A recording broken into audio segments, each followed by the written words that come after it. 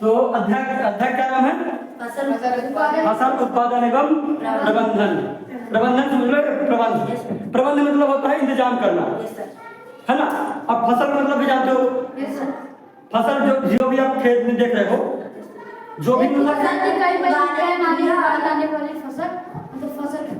हाँ, जो भी आप खेत में जो हम उपयोगी करते हैं वो उनकी बात हो रही है, वो फसल है। चार और फसल मत मान लेना, वो फिर चार और अलग ही है, क्योंकि उनको हम थोड़े करते हैं। तो खेतों में जो उगाई जा रही है हमारे लिए यूज के लिए अपने, जिसको हम भोजन करते हैं, है ना। तो इनको कौन उगाते हैं? कौन उगाते हैं? किसान, है ना। किसान उगाते हैं। तो देखो, किसानों से ही सबका पेट भर रहा है कि नहीं, है ना।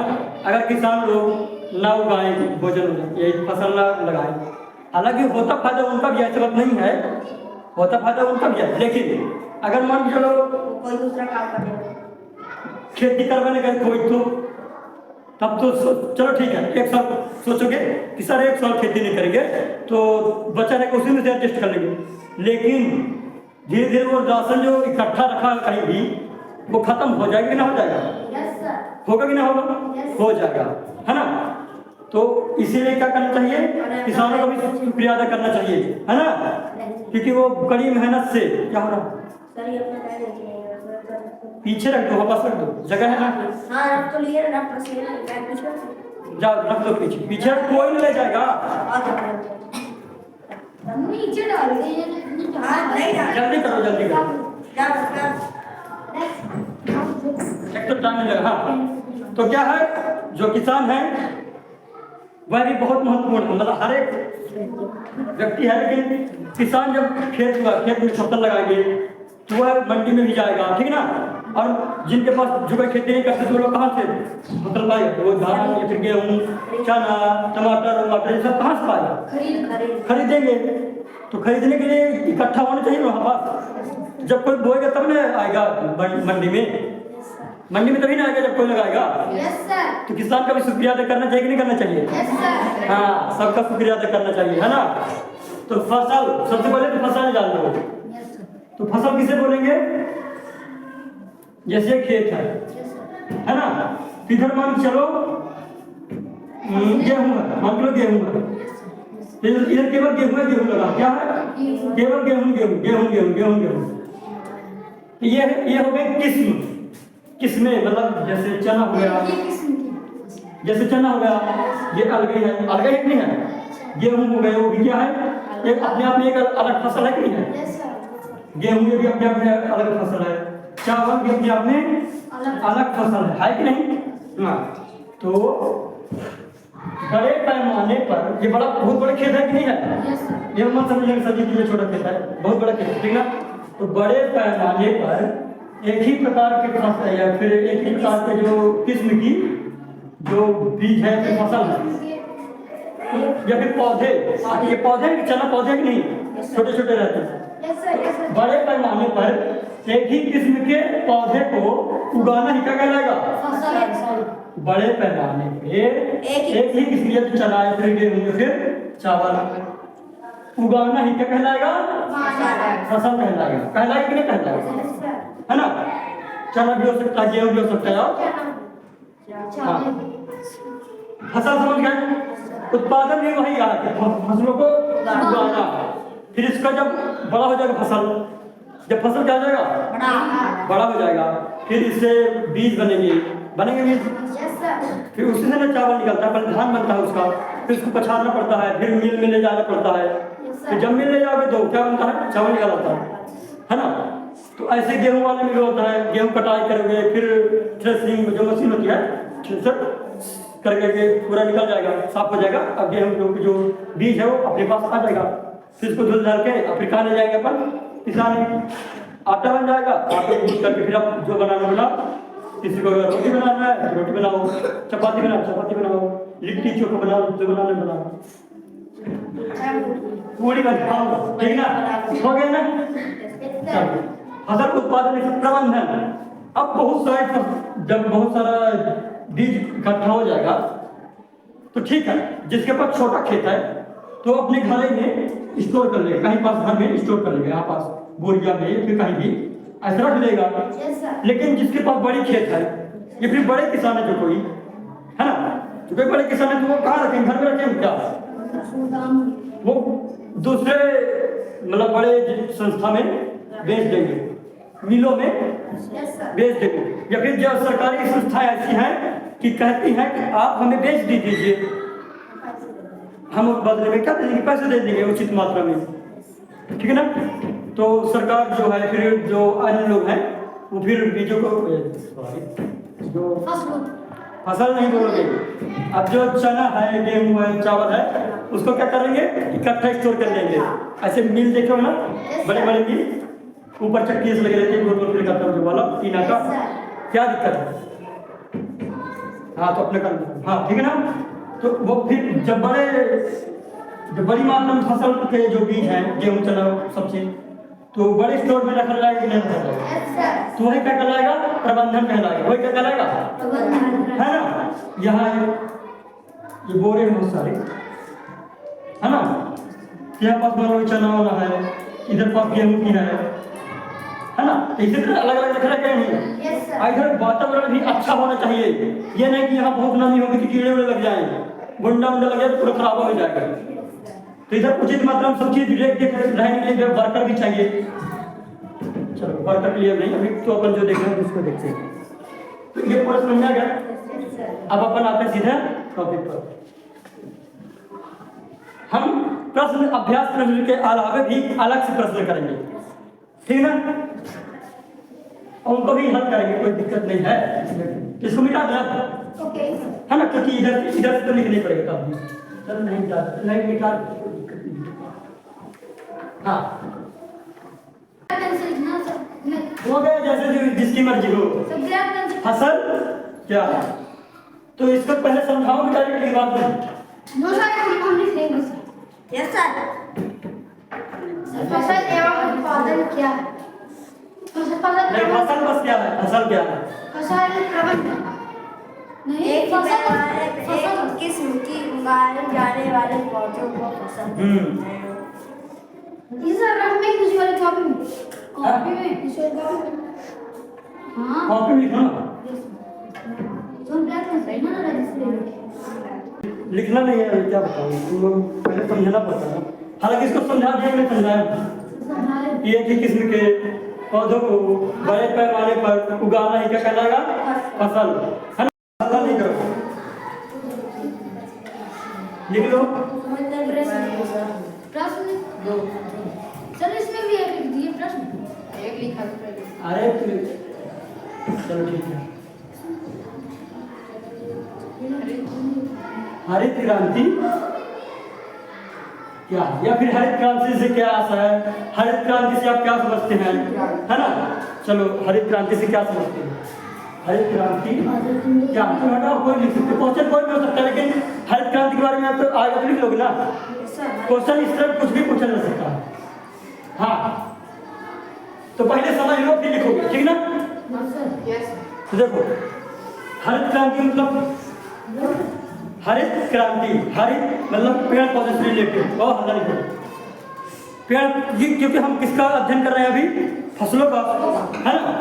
तो हरित क्रांति किसके लिए आई होगी, फसलों के लिए आई होगी। ऐसा भी लोग पढ़े नहीं होगा, अगर पढ़े होंगे तो जानते होंगे, किताब में था, ठीक है ना।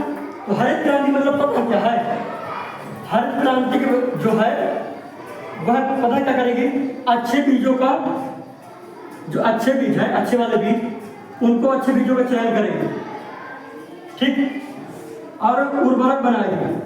क्या बनाएगी, यानी कि खाद, विभिन्न प्रकार के रसायनों का प्रयोग करके खाद बनाएगी, ठीक ना।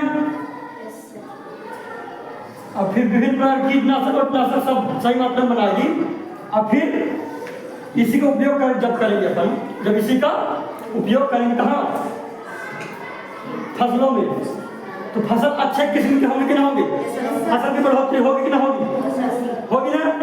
तो इसको भी बात है उसके साथ, ठीक है ना। अभी जब ऊपर को समझ आना,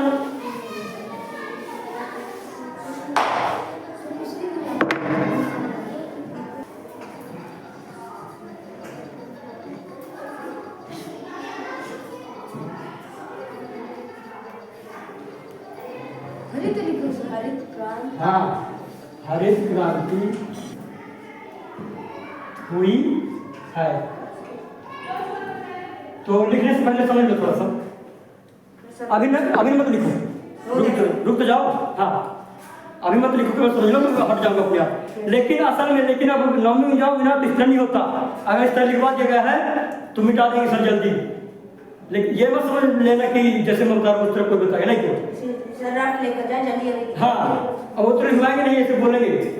तो ये आदत अपनी बिगाड़ना नहीं मेरे वजह से, मैं इसलिए पहले से सचेत कर रहा हूँ तुम लोगों को, ठीक है ना। हाँ, तो देखो एक बात तो समझ लो, अच्छे से समझना। देखो, हरित क्रांति का तात्पर्य खेती में उस तीव्र वृद्धि से है जो अधिक उपज देने वाले बीजों, रासायनिक उर्वरकों व नई तकनीकी के परिणाम स्वरूप हुई है या फिर फलस्वरूप हुई है। तो इसका मतलब यह है कि अब समझना पड़ेगा, इधर बात में समझना। हाँ, तो हरित क्रांति का मतलब क्या है कि हरित क्रांति का तात्पर्य, हरित क्रांति का मतलब यह है कि जो खेती में तीव्र वृद्धि हो रही है, पहले इस तरह नहीं था। अब हरित क्रांति आने के बाद खेती की तीव्र वृद्धि हो रही है, ठीक है ना। क्यों हो रही है? क्योंकि हरित क्रांति उच्च किस्म के बीजों का चयन करती है। उच्च किस्म के बीज मतलब अच्छे बीजों का चयन करती है, ठीक है ना, ऐसे प्रयोग करके, है ना। और रासायनिक उर्वरक समझ रहे हो, खाद जिसको बोलते हैं, ये वाला खाद नहीं, गाँव वाला खाद नहीं, जो बोरिया में आता है, है ना। उसमें देखे होगे ना, यूरिया और पोटेशियम जो रहता है, DAP जो होते हैं, उन वाले उनका भी क्या करते हैं, निर्माण करते हैं, है ना। और नई तकनीकी मतलब कि अब नई विधियां आ रही हैं कि हमें खेती को किस प्रकार से करना चाहिए। अगर खेती मतलब जैसे हम चना उगा रहे हैं तो चना किस मिट्टी में अच्छे से होगा, या फिर चना जैसे उगा रहे हैं तो उसके लिए मिट्टी के मतलब पीएच कितना होना चाहिए, अम्लीय होना चाहिए, थोड़ा क्षारीय होना चाहिए, पीएच कितना होना चाहिए। अगर पीएच आप लोग शायद नहीं जानते हो, पीएच मतलब देखो, अगर पीएच मतलब कि अगर साफ रहेगा पीएच तो ना तो खट्टा रहेगा ना कड़वा रहेगा, कुछ रहेगा, ऐसे शुद्ध रहेगा।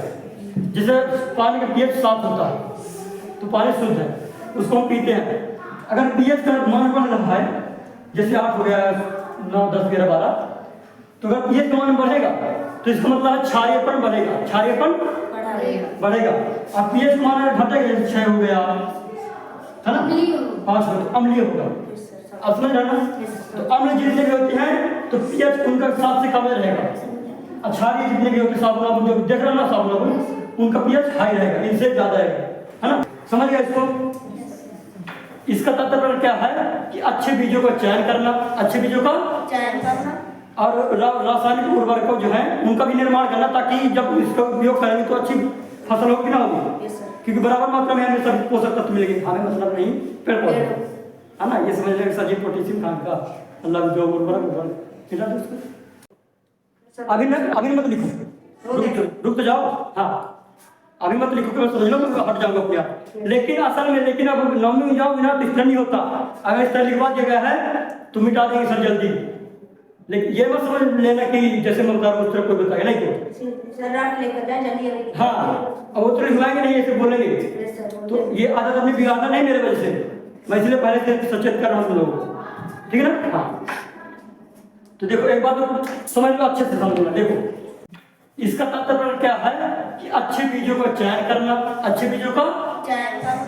और रासायनिक उर्वरकों जो है उनका भी निर्माण करना, ताकि जब इसका उपयोग करेंगे तो अच्छी फसल होगी ना होगी, क्योंकि बराबर मात्रा में हमें सभी पोषक तत्व मिलेंगे, हमें मतलब नहीं पेड़ पौधे, है ना। ये समझ लेंगे सजीव पोटेशियम खाद का मतलब जो उर्वरक खिला दो उसको। बस इतना सब। हाँ, बस फसलों को काटने का कहलाएगा ये। लेकिन नहीं, वो तो थ्रेसिंग है। अपन किताब के भाषा थोड़ी सी लिख लें। ये वो सही रहता। देखो पहले समझ लो, अगर लिख नहीं पा रहे हो तो। हाँ, तो क्या है हार्वेस्टर? क्या है? जिस भी मशीन से आप काटते हो फसलों को, वो क्या है? हार्वेस्टर। पहले के जमाने में क्या मशीनें थी। तो हमारे पहले के जमाने की मशीन कौन थी? हंसिया थी। तो भी हार्वेस्टर का काम कर रही है कि नहीं कर रही है?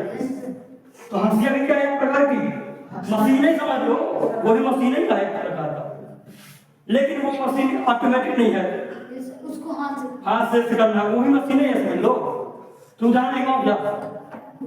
कोई दिक्कत नहीं है, मशीनें भी आ गई, अच्छी अच्छी मशीनें आ गई ना।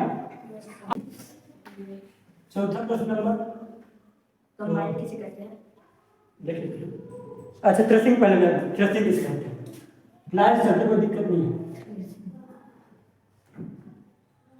थ्रेसिंग किसे कहते हैं? किसे कहते हैं?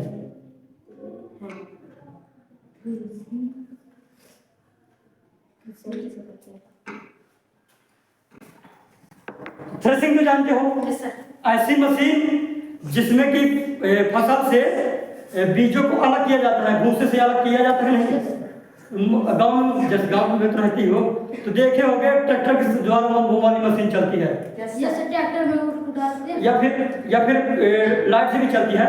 ऐसे अब चित्र यहाँ पर बना दी, आदमी रहता है ठीक ना, अब 2-3 लोग बोझ ढोने वाले रहते हैं, है ना, तो बोझ देते जाएंगे और मशीन इधर पास रहेगी, तो मशीन में से डालते जाएंगे, तो मशीन गोल फिरेगी और फिर भूसे को क्या करेगी? दूर फेंक देगी।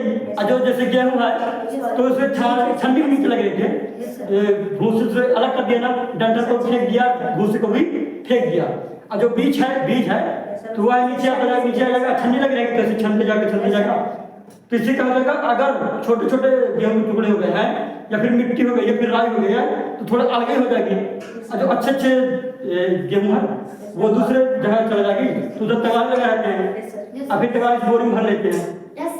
बाकी गांव में तो जानते होंगे। जब कभी ये ध्यान देते रहना कि, तो ये तो पूरा समझ में आ गया वाला भी है ना। थ्रेसिंग क्या? बस जो फसलों को अलग कर देना, जो कटी हुई फसलें हैं तो उसको क्या कर देना? भूसे को और डंठलों को अलग कर देना, तो क्या कहलाएगा? थ्रेसिंग कहलाएगा। थ्रेसर मशीन के द्वारा इसको अलग किया जाएगा। लिख दे क्या? इसको थ्रेसर मशीन के द्वारा अलग किया जाता है। हाँ, इसके आगे ही वाह भाई, लिख सकते हो, कोई दिक्कत नहीं। बीजों को थ्रेसर मशीन द्वारा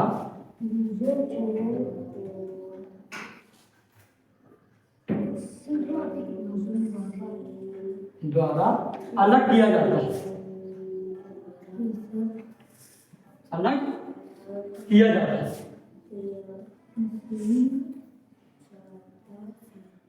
इतना तक समझ में आ गया? सर मशीन में सर बड़ा मामला है। नहीं, मशीन थोड़ी होता है, मशीन होता है। अब इसका मतलब ये थोड़ी कि मैं हाथ पर गलती करूँगा, बाई चांस बाई मिस्टेक हो जाता है। ये कहाँ गया? हाँ, बस कलर बहुत ज़्यादा नहीं अपने पास, भाई कोई दिक्कत नहीं है, क्या कलर से करे चाहे नहीं, है ना। इसको भी स्टार्ट करें। इतना बड़ा लिख रहा हो, जैसे कोई 2 किलोमीटर में होगा तो भी देख लेगा। बिठा दें क्योंकि समझ में आ गया ना। अब अगला क्वेश्चन क्या होगा? कंबाइन मशीन क्या है? हाँ, अच्छा चित्र भी देखते जाओ, सही रहेगा, अच्छे समझा पाऊंगा। देखिए सर, याद करना। हाँ भगो, याद करना हो। पेज नंबर, हाँ, पेज नंबर से क्या मतलब? 11। चित्र मैं देखूंगा, तुम लोग नहीं, हम देख लोगे, कुछ दिक्कत नहीं। देखिए कंबाइन मशीन वही जो हार्वेस्टर आता है, कहता है ना, पंजाबी गाना चला करता है, ये दिख रहा है ना, जिसको जो किताब लेकर लिया है, सर देख रहे बोला गाना चलाएगा, आपको बदल सीखे ज्यादा खास का बिठो कर पंजाबी में। तो अब लिखो कंबाइन मशीन क्या है। क्वेश्चन अगला क्या है? कंबाइन मशीन क्या है? इसे कैसे बोलें?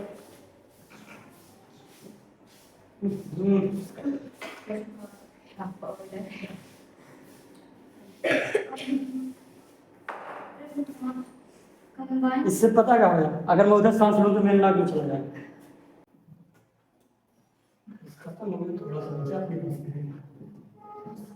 ठीक है ना। तो कंबाइन मशीन क्या है? जो दोनों काम करे, काटने का भी काम करे और बीजों को अलग करने का भी काम करे। इतना तक समझ में आ गया? Yes sir. फिर से देखो, कंबाइन मशीन क्या है? जो कि कटाई का भी काम करे और साथ ही साथ क्या करे, बीजों को अलग करे, भूसों से, भूसी और डंठलों से अलग करे। यानी कि जो दोनों काम कर रहा है वो कंबाइन मशीन है। वो फसल की कटाई करने के बाद फसल से बीजों को अलग। हाँ, वो कहा कंबाइन मशीन। अब किधर तो वह भी लिखा होगा, वह मशीन जो हार्वेस्टर तथा थ्रेसर दोनों को कार्य करती है।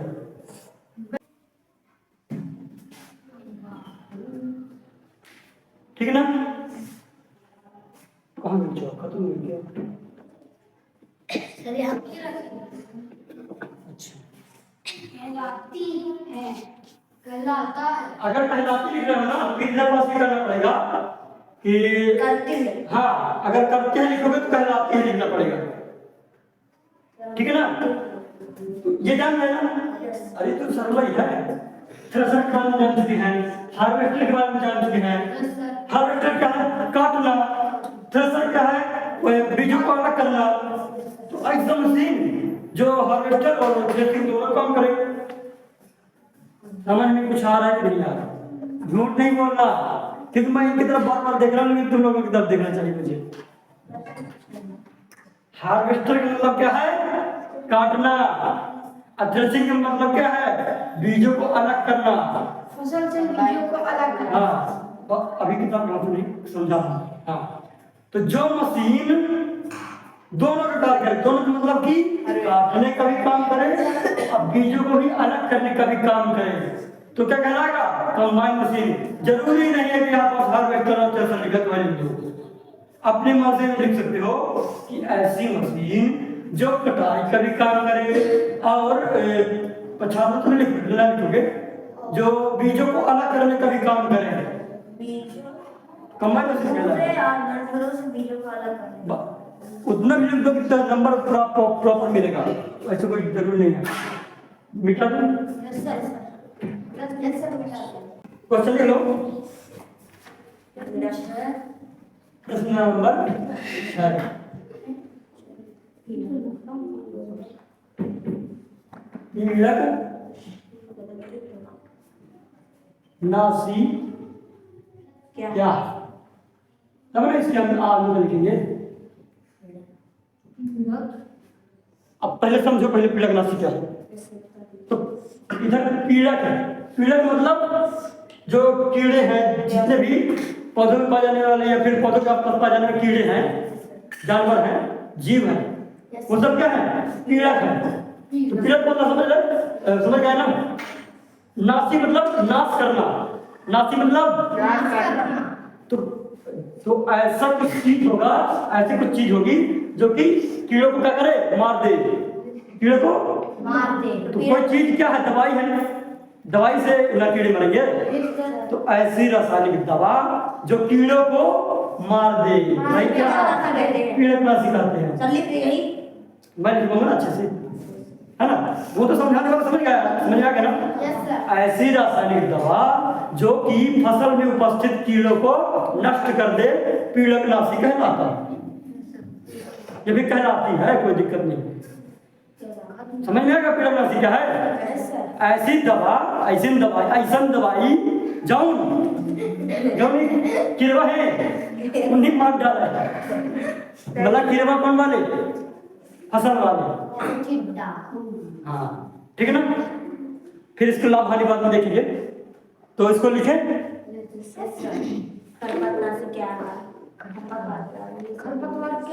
वैसे मेरे को लगता है कि ये वाला कितना क्वेश्चन होना चाहिए, लेकिन नहीं है। खैर लिखो, ऐसी कीड़ों क्योंकि बहुत सारे कीड़े हैं ना, कीड़ों। तो समझ लो, अब समझा तो दिए एक बार, क्योंकि आपका समझा, बस लिख लो इसको। क्वेश्चन अगला फिर यही बताऊंगा कि पीड़कनाशी के लाभ एवं हानियां लिखिए। उसको बेटा दो पढ़ो। क्वेश्चन नंबर कौन आएगा? 7। पीड़कनाशी जानेंगे ना अपन लोग क्या है? तो संबंधित क्वेश्चन ये इसका आंसर भी बहुत बड़ा है। पीड़कनाशी के लाभ एवं हानियां। पीड़कनाशी के लाभ, पीड़कनाशी के उपयोग के लाभ एवं हानि लिख दो। पीड़क राशियों के उपयोग से लाभ एवं हानियां, है ना। पीड़क राशि के उपयोग से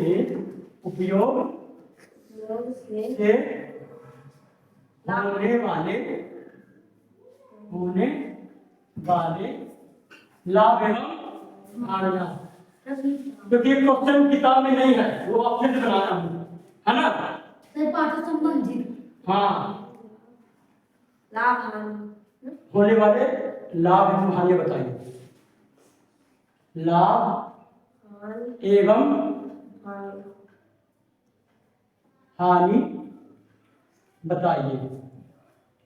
देखो अच्छे से किताब लिखा गया है, बताइए, बताओ ये बोल रहा है ना। बताइए, है ना। मिटा दो इसको पूरा। Yes sir. मिटा दो ना सबको। Yes sir. पूरा नीचे का मिटा दो। Yes sir. तो इसीलिए मैं तुम लोगों को बोला करता हूँ कि रोज लिखा करो एक पेज। भले ही राइटिंग वाइटिंग से मतलब नहीं है, तुम्हारा समझ में आ जाना चाहिए, बस हो गया। इधर कट जाए तो इधर पर कुछ नहीं किया करो।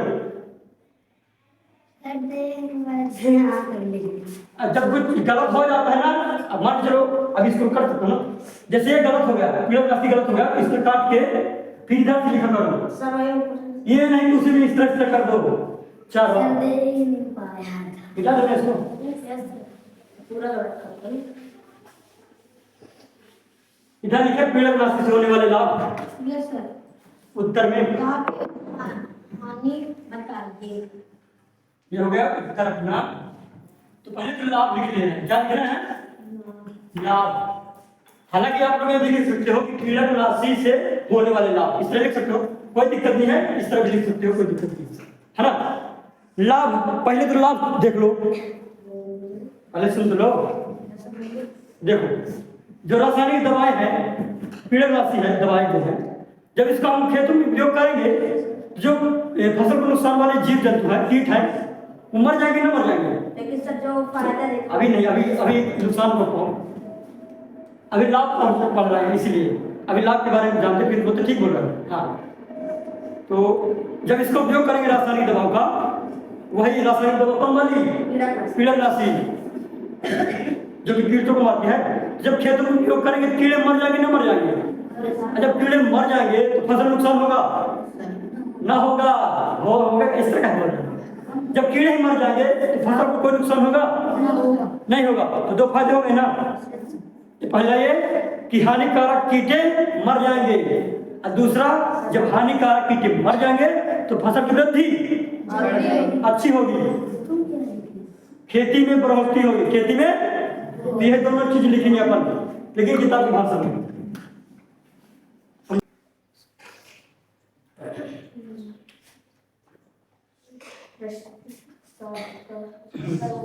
बढ़ोतरी, बढ़ोतरी मतलब कि बढ़ेगी। सर अब हानि करते। हाँ, हानि लिखना, लिख पहले तो लिख लेंगे लोग। टाइम हो गया भैया, हानि नहीं लिख पाएंगे इस तरह में। टाइम हो गया, हानि नहीं लिख पाएंगे इस तरह में। सर ऊपर मिटा दीजिए। हानि लिख दे। Yes sir. हानि, फसलों में उपस्थित हानिकारक कीटों के साथ साथ अच्छे जीव या फिर कीट भी, अच्छे जीव जंतु भी नष्ट हो जाते हैं, नष्ट हो जाते हैं।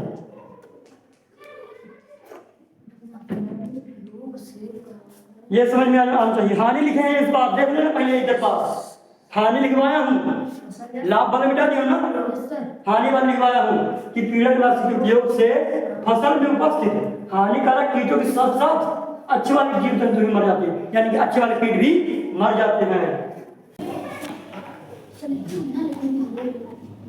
जलीय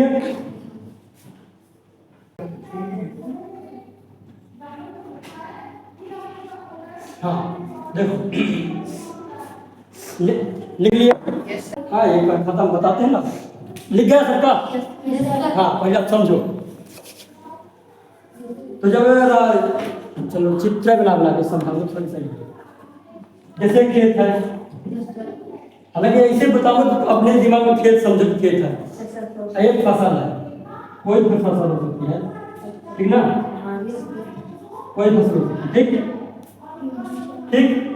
अब इधर क्या डालेंगे अपन, खाद। खाद कौन वाली लेंगे, उर्वरक जो फैक्ट्री से बनकर आती है, यूरिया है ना, डीएपी जो आती है वो वाली खाद की बात है, ठीक। तो जब खाद डालें इधर, खाद की बात हो रही है, एक सेकंड, खाद की बात नहीं हो रही, कीटनाशक की बात हो रही है, तुम लोग उल्टा सीधा करवा देते हैं। कीटनाशक मतलब कि वैसी रासायनिक दवा जो कि किसको मारे, कीटों को मारे। तुम लोग जैसे ऐसे करवा के, हाँ फिर सुनो, हटा दो, खाद नहीं है वो, खाद नहीं है, क्या तो खाद कहाँ निकला इधर पास, ये खाद्य है, भोजन। अब समझो, अरे कोई केवल बताओ खाद। तो जो कीटनाशी क्या था, रासायनिक दवा जो कि कीड़ों को मारे। तो जब हम इस खेत में मशीन से दवाई डाले, ढाके इसलिए रहा ताकि हमारे शरीर, हाँ पानी वाली बात है बिना,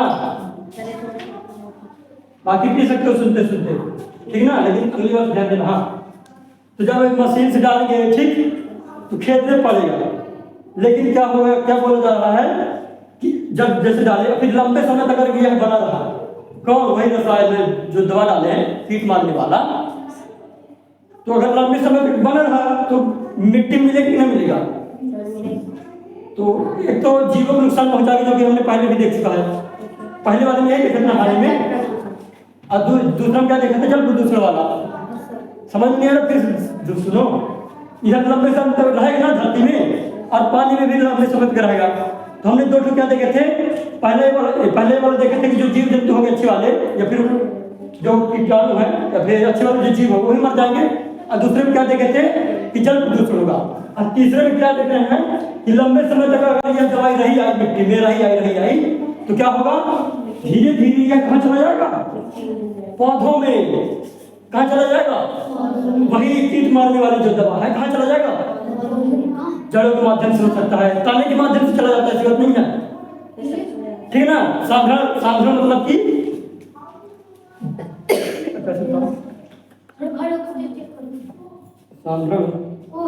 साधारण मतलब वह है कि मान के यहाँ पास इधर पास कोई बाहरी इन्वायरमेंट है, इतने समझो, चलो साधारण मतलब है, समझ लो जैसे पानी है, और जो हम कलर डाले हैं, कलर डाले हैं वह क्या है, एक समझ ले, समझ लो कि क्या है, दवाई है, कौन वाली दवाई, कीट मारने वाली, ठीक ना।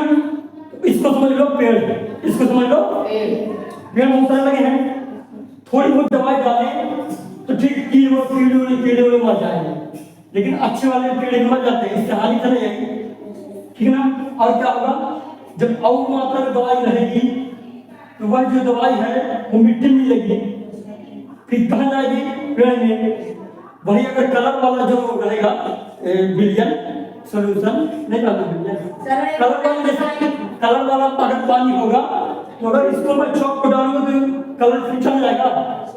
यही समझ लो कि जब ज्यादा मात्रा में रसायन रहेगा वो वाला खतरनाक वाला जिसे कीट मारे थे, तो धीरे धीरे कहाँ चला जाएगा, पेड़ पौधे में चला जाएगा। और जब पेड़ पौधे में चला जाएगा तो अब ये सोचो कि पेड़ पौधे में बहुत लोग खाते हैं, जो उसका बीज होगा चिड़ियों खाते हैं, हम लोग भी खाते हैं नहीं खाते, तो हम लोगों को नुकसान पहुंचाएगा नहीं पहुंचेगा, यही पूरा लिखा हुआ है। देखो जलीय जीवों में इनका साधारण होने लगता है। जलीय जीव मतलब कि चाहे केंचुआ हो, चाहे सूक्ष्म जीव हो, चाहे पेड़ पौधे, जलीय जीवों में इनका साधारण होने लगता है। इनका किनका, वही रासायनिक दवाओं का, ठीक, क्योंकि इन रसायनों का अपघटन सूक्ष्म जीवों द्वारा नहीं हो पाता, नहीं हो पाता। मतलब कि जो छोटे छोटे सूक्ष्म जीव है इसको तोड़ नहीं पाते, खत्म नहीं कर पाते, नष्ट नहीं कर पाते, तो इससे क्या होगा, जिस कारण से यह मृदा व जल में लंबे समय तक बने रहते हैं। मतलब लंबे समय तक ठहरा रहेगा कि नहीं, वही जब लंबे समय तक रह जाएगा तब क्या होगा, यह मतलब रसायन, वही रसायन। तो रसायन खाद्य श्रृंखला में प्रवेश करके सभी जीवों के साथ साथ मनुष्यों में भी रोग उत्पन्न करेंगे। इसका मतलब यह है कि जब यह लंबे समय तक बने रहेगा, पेड़ में भी चला जाएगा, तो खाद्य श्रृंखला मतलब होता है जो कोई भोजन करते सभी, गाय भी करती ना, चारा और खाती कि नहीं खाती, या फिर जो फसल है तो उसको भी बहुत से जानवर खाते हैं, इसको भी खिलाया जाता है, गेहूं भी खिला देते कभी कभी, है ना। तो फिर जो भूसा से बनता है वो भी खिला देते हैं। तो अगर वो ग्रसित होगा किससे, रसायन से, रसायन से दवाई से ग्रसित होगा, वही बीज दाना डंठल कुछ भी जो चारा और खाएगी गई उसको बीमार करेगा। हम भी खाना खाते हैं, खाना खाते कि नहीं खाते, हम भी बीमार हो जाएगा ना, हो जाएंगे। कई बार क्या होता है कि इससे बह करके रसायन कहाँ चला जाता है, नदियों में चला जाता है। पानी जैसे देखो बस आपके से चल रहा है, इसमें दवाई डाले तो अब पानी बहुत बरसा, तो रसायन बह करके कहाँ जाएगा, फिर नदियों में जाएगा। नदियों में मछलियां हैं, धीरे धीरे मछलियों को तक जाएगा, जा सकता ना। अब बहुत लोग जैसे मछली खाते हैं तो उनमें भी ये रोग उत्पन्न हो सकता नहीं हो सकता। यह लिखा गया है कि खाद्य श्रृंखला में प्रवेश करके सभी चीजों के साथ साथ मनुष्य में भी रोग उत्पन्न करेंगे। खाद्य श्रृंखला मतलब कि एक ही चीज को बहुत, जैसे खाद्य श्रृंखला फिर लास्ट में बताएंगे, लास्ट में कब खाद्य पार्ट में है, ठीक है ना। इसको बता दो टाइम से टाइम बताइए, देखो 3 बजने लगे।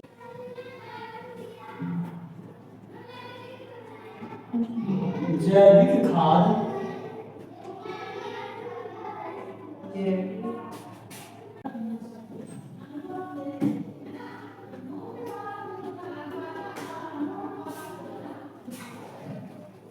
लगाया जाता है ना, लगाया जाता है ना थोड़ा सा,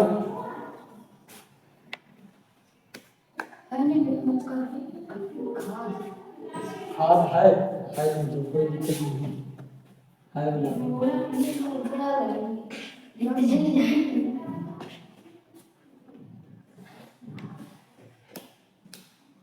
वही तो बोल तो देता हूँ, लेकिन भले दिक्कत नहीं, लेकिन शायद एक बार पढ़ना चाहिए, कोई दिक्कत नहीं है। हाँ लिख गया, लिख गया। Yes sir. तो देखो जैविक खाद है क्या, जब पूछा जाए कि जैविक खाद क्या है तो आप लोग अभी तक समझे केवल, है ना। हाँ जैविक खाद के बारे में तुम लोग जानते हो, वही गोबर से जो खाद बनता है। तो इसमें क्या बताया गया है, पहले दे जान लो अवशिष्ट पदार्थ क्या होता है। जैसे पेड़ों का अवशिष्ट पदार्थ क्या होगा, उनकी गिरी हुई पत्तियां, सूखी हुई डंठलें, पतली पतली डंठलें, ये नहीं मोटी मोटी बोल रहा हो शाखाएं ना हो, वो तो लकड़ी का है। पत्तियां क्या हो गई, चारों ओर कहीं काट के फेंक दे तो वो भी अवशिष्ट है, ठीक। बाकी समझना, ठीक है। अवशिष्ट कचरा समझ लो, जैसे पत्ती गिरी तो पत्ती के लिए क्या है, वो अवशिष्ट है, कचरा है।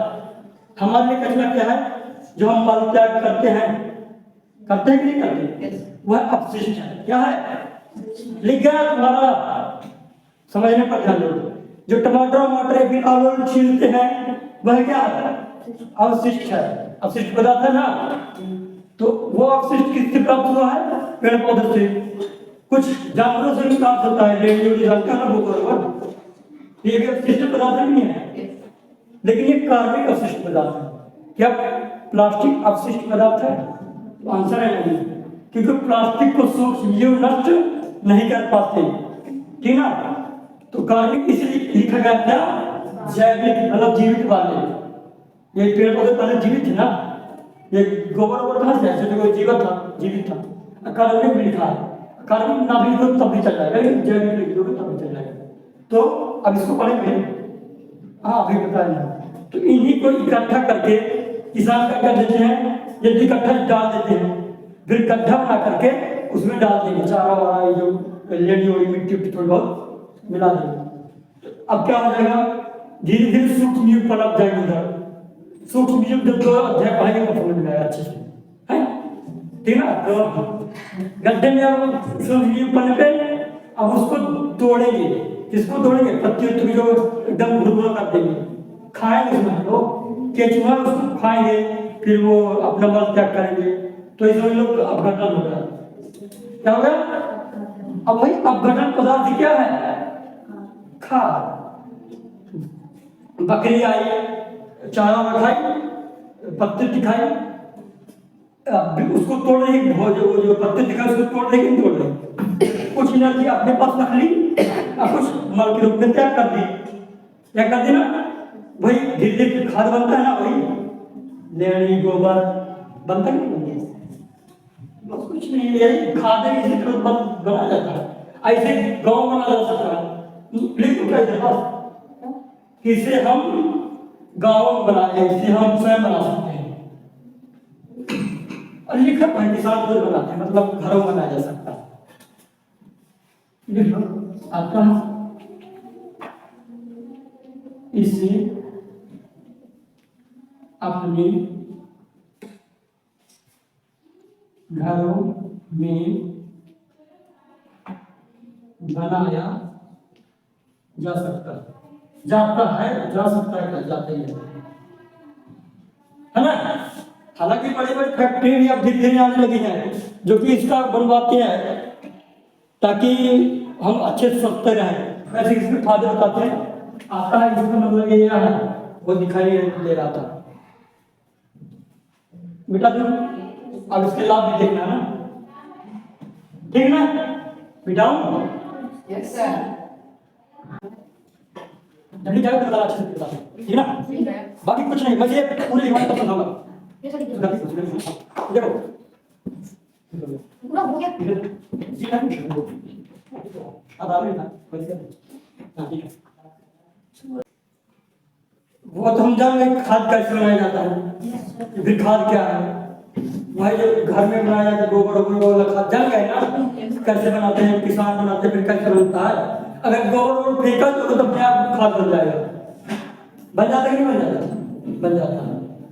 अब इससे फायदा क्या है? तो सबसे बड़ा फायदा आगे की जितनी भी कर सकते हो, चाहे इसको आगे लिख दो, चाहे इसको आगे लिख दो, जो तुम्हें याद हो पहले उसको चाहे लिख दो। तो इससे क्या हो जाता है? मिट्टी क्या हो जाती है? भुरभुरी हो जाती है। भुरभुरी मतलब कि जैसे हाँ, अगर मिट्टी को उठाओगे खेत की मिट्टी को और थोड़ा सा इस तरह दबाओगे तो चुरकुन चुरकुन गिर जाएगा अपने आप। अब कहीं मिट्टी उठाओ खेत का दबाओगे तो फुटवे न करेगा। अब इसका मतलब ये नहीं कि गर्मी की कपड़ाती गर्मी में मिट्टी जरा उठा ले तो दबा दो, अब वो नमी नहीं है काम, नमी नहीं। अगर एकदम सूखी एकदम गर्मी के में जाओगे बोलोगे सर हम गए थे घंटी लग के खुद नहीं जाता।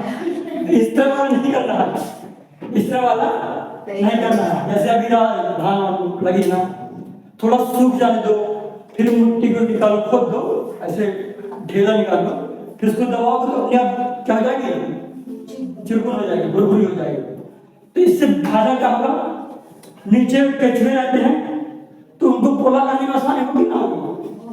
और गैसों का आदान प्रदान मतलब गैस अंदर भाग जा पानी की जाता है।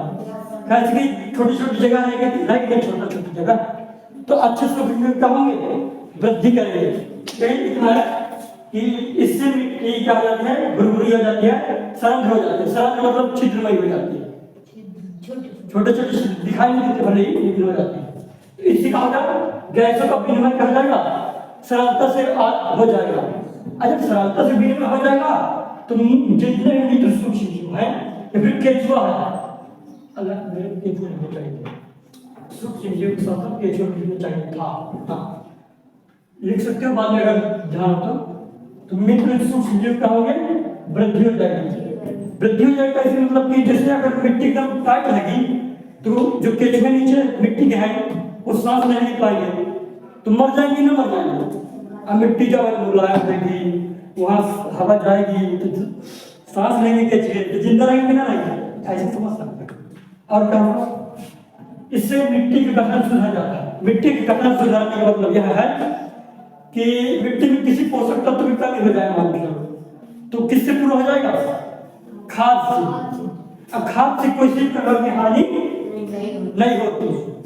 अभी प्रमाण देखें, इससे मिट्टी जल धारण क्षमता बढ़ती है। मतलब कि जब मिट्टी खाद खेत में, तो खाद में कभी भी पानी आप डालोगे ना तो पानी जल्दी सूख लेता है। सूख लेता कि नहीं लेता? अरे कहीं गोबर में ढेर पड़ा हुआ, और उधर पानी डालोगे तो पानी जल्दी सूख लेगा। तो जब खेत में प्रॉपर मात्रा में मिला रहेगा खाद, यही जैविक वाला, तो पानी जब बरसेगा तो जल्दी खींच के काम हो जाएगा पेड़ तक। या फिर बहुत देर तक पानी धरा रहेगा कि ना रहेगा, रहा आएगा। यही चीज है चार। तो समझ में आ गया? पहला क्या है? जल धारण क्षमता, मतलब कि जल ज्यादा देर तक खेत में रुका रहेगा। दूसरा भुरभुरी हो जाएगी, मुलायम हो जाएगी, सरल हो जाएगी, मतलब छिद्रमय हो जाएगी। तीसरा क्या है? ये है तीसरा, मित्र सूक्ष्म जीव या फिर केंचुए क्या होगी? इनकी वृद्धि बढ़ जाएगी। क्यों बढ़ जाएगी? क्योंकि गैस का विनिमय होगा, इसलिए लाइफ करवाया। ऐसे मिट्टी का गठन सुधर जाएगा। गठन सुधरने का मतलब है कि मिट्टी में पोषक तत्व जो कमी हो गए थे वो पुनः आ जाएंगे। बेटा समझाने मेरे यहाँ डेस्कटॉप समझ आया है नहीं आया कुछ नहीं पता।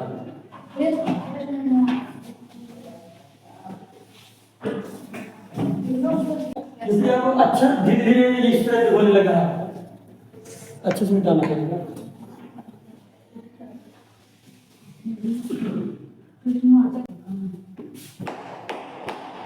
ठीक है ना? मैं चढ़ के ऊपर चढ़ाना चाहिए था। तो कोई दिक्कत थोड़ी है। ठीक है ना? तो जिताई किसी का खेल में जो मिट्टी है उसको उलटना क्या कहलाएगा?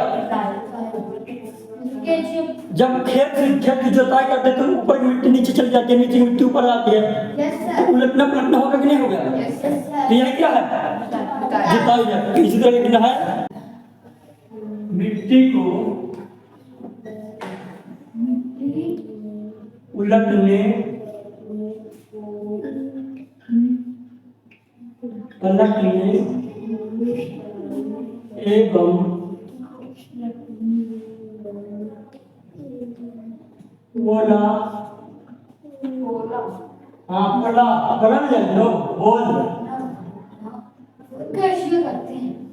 करने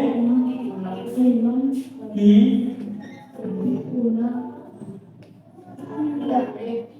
प्रक्रिया को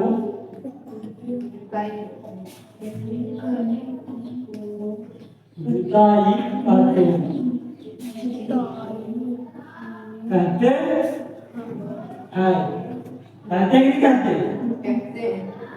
हाँ, चलो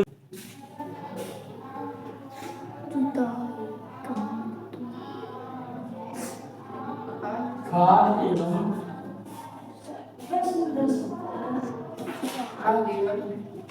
उर्वरक किसे कहते हैं? इसे कहते हैं।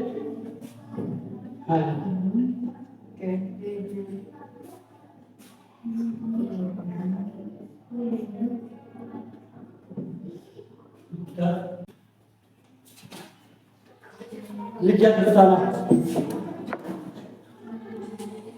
यही है। हाँ, कहलाता है, कहते हैं, और कुछ लिख सकते हो।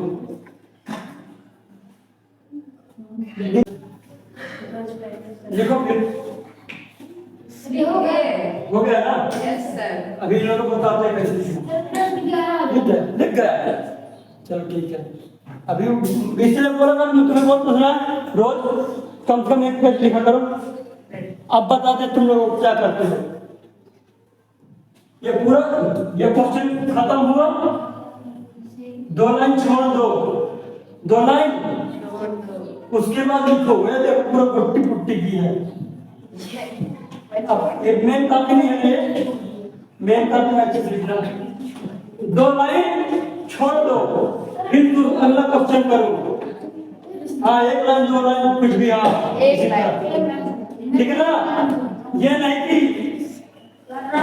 सब मिला दे, हाँ बाद में करते हैं, काहे नहीं हाँ जहाँ भी करना हो है ना, तुमने समझ में किसी ऑप्शन किसी मिला दो सब बिठा दो। अच्छा समझा कहूँ, अरे ऊपर वाला समझ गया ना, मिट्टी को उलटने पलटने के प्रक्रिया क्या बोलते हैं, जुताई।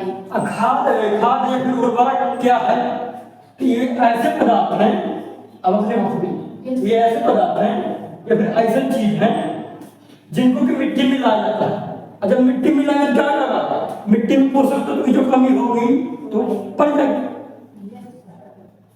मात्र खेत है, क्या है खेत। ये फसल होगा, ठीक है ना। अच्छा मिट्टी में ये मिल रहा है, ये जड़ है, इधर क्या है, पोषक तत्व है, नाइट्रोजन भी यहाँ आ जाता है। फिर बताओ नाइट्रोजन कैसे नीचे आता है, nitrogen phosphorus, nitrogen phosphorus sulphur सब चीज इधर रहता है मिट्टी में, ठीक है ना। तो इधर से यूज करेगा, मान लो कि हमने ऐसा पौधा लगाया जो कि ज्यादातर मात्रा में क्या यूज कर रहा है, यूरिया। क्या यूज कर रहा है, यूरिया कभी होगी ना, होगी ना। जब अगली बार किसी भी खेत लगाएंगे, खेत में कुछ उगाएंगे, यूरिया कम हो गई है, अब हम फसल लगाए तो क्या अच्छे से होगी, नहीं होगी। तो इसके लिए हम क्या करेंगे, खाद डालेंगे। जब खाद डालेंगे तो मिट्टी गठन से कर जाएगा, पोषक तत्व फिर से उस तरह आ जाएगा। यही था मिट्टी पोषक तत्व बना रखने के लिए क्या करते हैं, उसको मिलाते हैं खाद। खाद क्या छिड़कते हैं, क्या छिड़कते खाद, ये पेड़ खाना खा ले, लेकिन पेड़ पौधे तो ऐसे खा नहीं खाते जिस तरह हम खा लेते हैं। रसगुल्ला नहीं है कि डालते हैं तो समझ लो रसगुल्ला तो खा लो, वो जब तक मिट्टी मिलेगा नहीं तब तक पेड़ में नहीं जाएगा। कहे के माध्यम से जाएगा, जड़ के माध्यम से, और जो क्यों अब साथ में अब नहीं आते हैं तो मत तो लाइन छोड़ के मेरा लिखने में ध्यान नहीं, जो ज्यादा समझने में ध्यान है। जीव क्या है,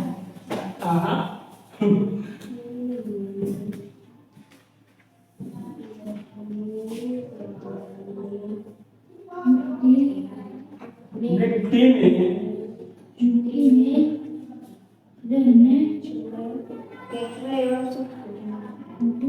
रहने वाले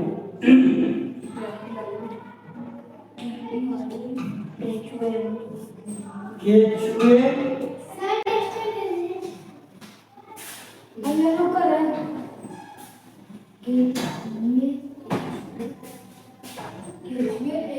एवं सूक्ष्म जीव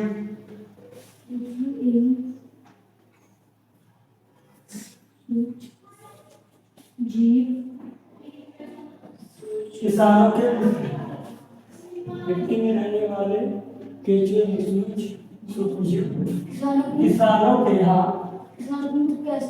बताता हूँ, किसानों के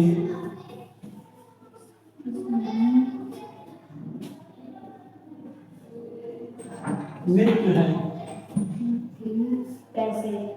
बताइए कैसे, बताइए क्यों, बताइए क्यों।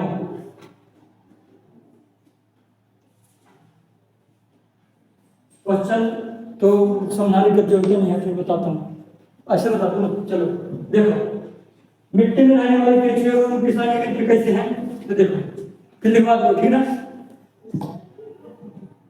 तो देखो आप लोग जानते हो कि जो केचुए हैं मिट्टी को पोला करते हैं, पोला करते कि नहीं करते, जिससे मिट्टी क्या हो जाती है, भुरभुरी हो जाती है, सरल हो जाती है, और गैसों का विनिमय होने लगता है। वही आदान प्रदान नहीं सकते, कोई दिक्कत नहीं है, क्योंकि हम ये चीज पढ़ चुके हैं ना। तो पूछेगा क्वेश्चन में, अगर कोई पूछेगा कि ये सूक्ष्म जीव और केचुए हैं वो मित्र कैसे हैं, दोस्त कैसे हैं, इनके किसानों के कैसे दोस्त हैं, तो आपको बताना पड़ेगा केचुए एवं सूक्ष्म जीव किसानों के मित्र कैसे हैं, क्योंकि यह मिट्टी को उलट उलट कर पोला करते हैं, रंध्र बनाते हैं, है ना। और क्या करते हैं, पोषक तत्व को बढ़ाते हैं, बढ़ाते कि नहीं बढ़ाते, Yes, sir. यही कोई दिक्कत नहीं है। फिर बताइए सांप कैसे मिलते हैं, ठीक है ना। इधर सांप किताब में नहीं लिखा, लेकिन बताएंगे सांप क्यों मित्र है किसानों का, बताएंगे बाद में। किसान एक मित्र एवं शत्रु। नहीं, अभी बताएंगे ये वाला क्वेश्चन समाप्त होने के बाद। तो मिट्टी में रहने वाले केंचुए एवं सूक्ष्म जीव लिखो। मिट्टी में रहने वाले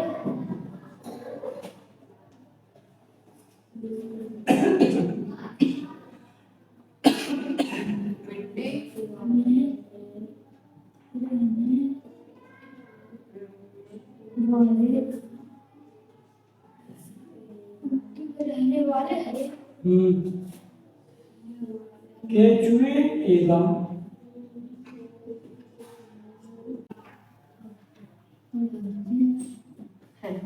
तो डेढ़ लेते हैं हम दूसरा। अगर अच्छा वाला तभी लेता ना, नहीं तो क्या करोगे। सर वही हाँ, ले आना पड़ेगा, लेकर तो आना पड़ेगा, इसलिए मेरे पास फिर कभी नहीं कराना, कोई भी जाए। हाँ, लिख गया। Yes, sir. आज ना पहले तो इस तरह फसल तो खाना क्या, तब तक मैं नहीं जो है अभ्यास कौन शुरू कर दिया, क्योंकि अभी क्वेश्चन है बहुत सारे, इस नहीं था, फिर उसको लास्ट में देख लेंगे, ठीक है। अभ्यास करना शुरू कर दिया। सर अभ्यास क्या बोले सर कोई दूसरा रेस्टोरेंट भी है नहीं, हम लोग वाले में दोनों बस यूज कर रहे थे ये वाला अभी इसलिए। ये क्या क्या है, ये जुगाड़ है। कपड़े का हाँ इसको साफ समझा नहीं क्या, नहीं चलो सकते हैं। पता हो गया। देखो क्या हो जाता है, इसको सही से करा,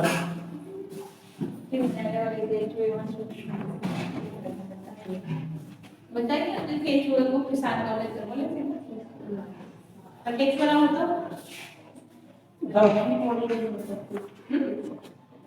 मिट्टी है मैं वो जो अलग के छू जाते हैं मिट्टी को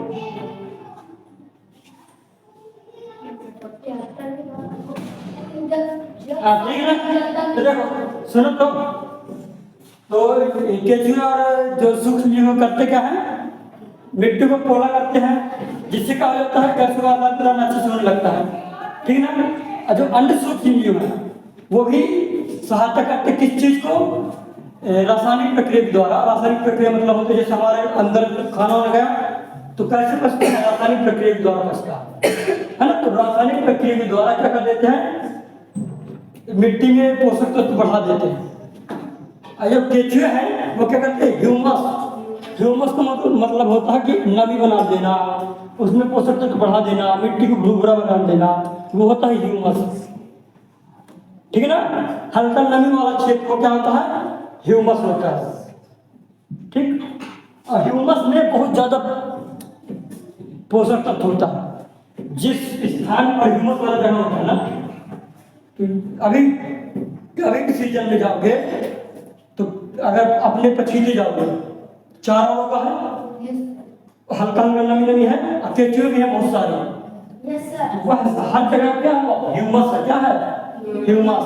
ह्यूमस पे इसलिए तो सब देख रहा ना, पेड़ पौधे कितने लगी उड़ रहे हैं, क्योंकि जब पानी गिरा तो पानी में तो नाइट्रोजन आ जाएगा ऊपर से, फिर बताओ कैसे पानी रहेगा ना, में पूरा रहेगी तो चारा जल्दी उग जाएंगे, क्योंकि जो सूक्ष्म जीव होते हैं या फिर जो केंचुए होते हैं वो जल्दी जल्दी वृद्धि करते हैं और जल्दी जल्दी भोजन करते हैं, ये क्रियाकलाप करते हैं, तो मिट्टी में क्या जाता है, पोषक तत्व बढ़ जाता है, अन्ना की तो हाइया है, ह्यूमस बन गया तो फिर लोग चारा चारा चारा चारा। मेन होता पानी, अगर पानी नहीं है तो जीवन नहीं है। अब ये मत कह दे सर सूर्य होना चाहिए, वो तो बहुत चीज होनी चाहिए। अगर मतलब पानी अगर ना हो तो जीवन ना हो, पानी अगर ना हो तो जीवन न हो, है ना। वो बात अलग है कि बोल दो कि सूर्य न हो तो जीवन न हो, वो तो फिर ऐसे में तो बहुत टाइम लग जाएगा। हाँ तो समझ में आएगा। ह्यूमस कब बनाएंगे? ह्यूमस कैसे बनेगा? जो सूक्ष्म जीव है, फिर केचुआ है, जो उसका मल निकलता है, बार बार पोला करेगा, अपना मल निकालेगा, पोला करेगा, मल निकालेगा, तो इससे मिट्टी में क्या बनेगा? ह्यूमस बनेगा। लेकिन देखो पानी जब थोड़ा बहुत पड़ेगा, पानी बहुत देर तक भरा रहेगा, अब बना रहेगा जो मल मूल है जो भी, तो मिल जाएगा, अच्छे से मिल जाएगा, एकदम मुलायम हो जाएगा, खाद बन जाएगा। वही असल में ह्यूमस, वही असल में क्या है? ह्यूमस। अब मैं यहाँ का टीचर नहीं हूँ, लेकिन फिर ह्यूमस बना कर दिखाता हूँ। ह्यूमस कोई तोप नहीं है। अरे चापत्ती लोगे, गहरे में डाल दोगे, थोड़ी बहुत मिट्टी डाल दोगे, और कुछ समय बाद वो अपने आप पुलपुला हो जाएगा, मतलब, लेकिन गंधाने वाला नहीं, खाद बन जाएगा, वही ह्यूमस है। बेटा क्या करेंगे? अभ्यास।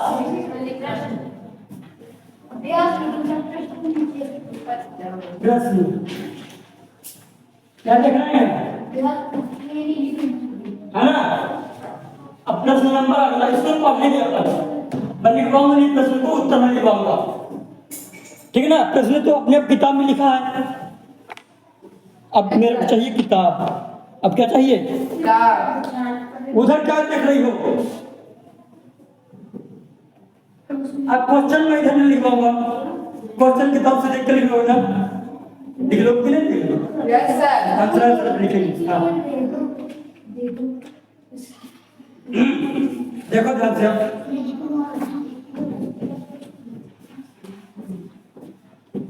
तो प्रश्न नंबर क्या बोल रहा है? उचित शब्द छाट करके रिक्त स्थान को भरिए, खाली स्थान को। अब किताब होना चाहिए तब तो भरो खाली स्थान, किताब कहाँ है? इसमें ये चार्ट को तो पोसा करना है। क्वेश्चन लिख ले। क्वेश्चन लिख ले। 1 2 3 4 चार बोला। 1 2 हम क्वेश्चन लिख लो, जब तक प्रश्न नहीं लिखो, बाद में लिखते हैं। इस सर को भरने इससे खाली स्थान को। हाँ लेकिन किताब में होना चाहिए। देखो एक स्थान पर, एक ध्यान सुनना, बताओ तुम्हें लोग, एक स्थान पर एक ही प्रकार की बड़ी मात्रा में उगाए गए पौधों को क्या कहते हैं? फसल कहते हैं। ये भी परिभाषा अपने आप आ गई।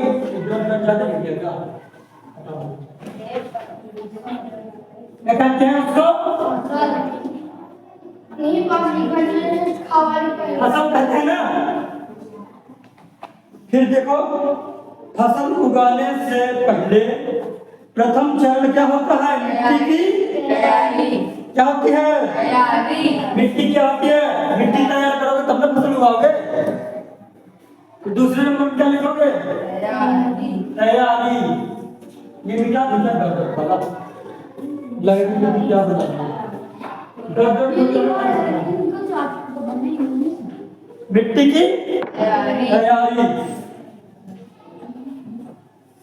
हाँ जल की सतह पर तैरने लगे। फिर अगला क्या कहा?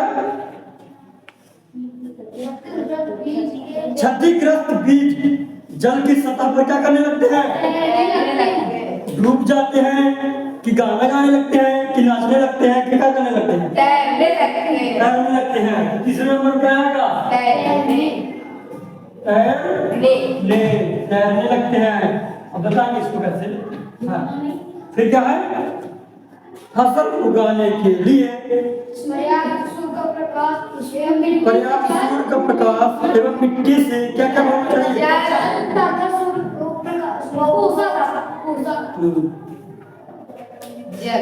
जल तथा पोषक तत्व लिख दो, खनिज लिख दो, ठीक है हो गया। चलो में भी दिए शब्दों का मिलान कॉलम विकसित कीजिए। अब इसको मैं पूरा लिखना पड़ेगा लगता है। रबी की फसल खरीफ की फसल धान एवं मक्का, रबी की फसल गेहूं चना मटर, रासायनिक उर्वरक यूरिया एवं सुपर फास्फेट, कार्बनिक खाद ये मैं पशु मिला लोगे अपशिष्ट गोबर मूत्र और पांच अपशिष्ट। दिखा दो ना देखो नहीं लिखवा नहीं लिखवा चलो क्या लिखे तो लिखने वाला नहीं है ना। हाँ देखो खरीफ की फसल तो खरीफ की फसल में कौन कौन आएंगे? गेहूं कौन बोल रहा है? सर ये बोल रहा गेहूं नहीं आएगा। पानी के ऊपर धान एवं मक्का। हाँ जब परिभाषा खरीफ की फसल होगी तब बनेगा। तो खरीफ की फसल में क्या आएगा? धान एवं मक्का। धान मक्का जो बरसात के सीजन में उगते हैं उसको उदाहरण लिख देना, लिखना नहीं है जोड़ी मिला देना। रबी की फसल में क्या आएगा? इसमें गेहूं चना खरीफ की फसल गेहूं चना मटर। हाँ पहले इसको बताओ रबी के फसल में क्या आएगा? गेहूं चना मटर। गेहूं चना मटर क्यों आएगा? क्योंकि रबी की फसल क्या होती है जो कि अक्टूबर नवंबर में बोई जाती है और गर्मी में काटी जाती है।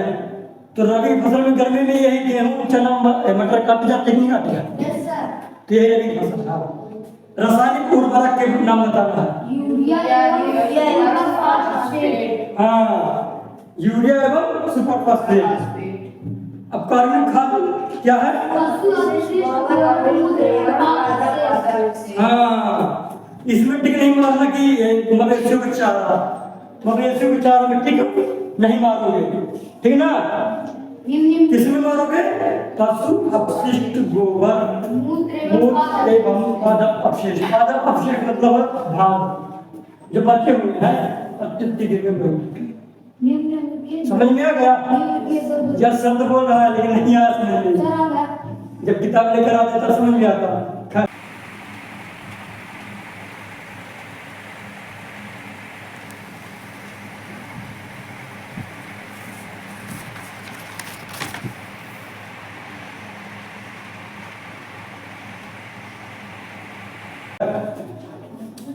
अब इधर से करना शुरू करते हैं। उत्तर तो लिखवाओ, ठीक ना? प्रश्न नंबर कितना है?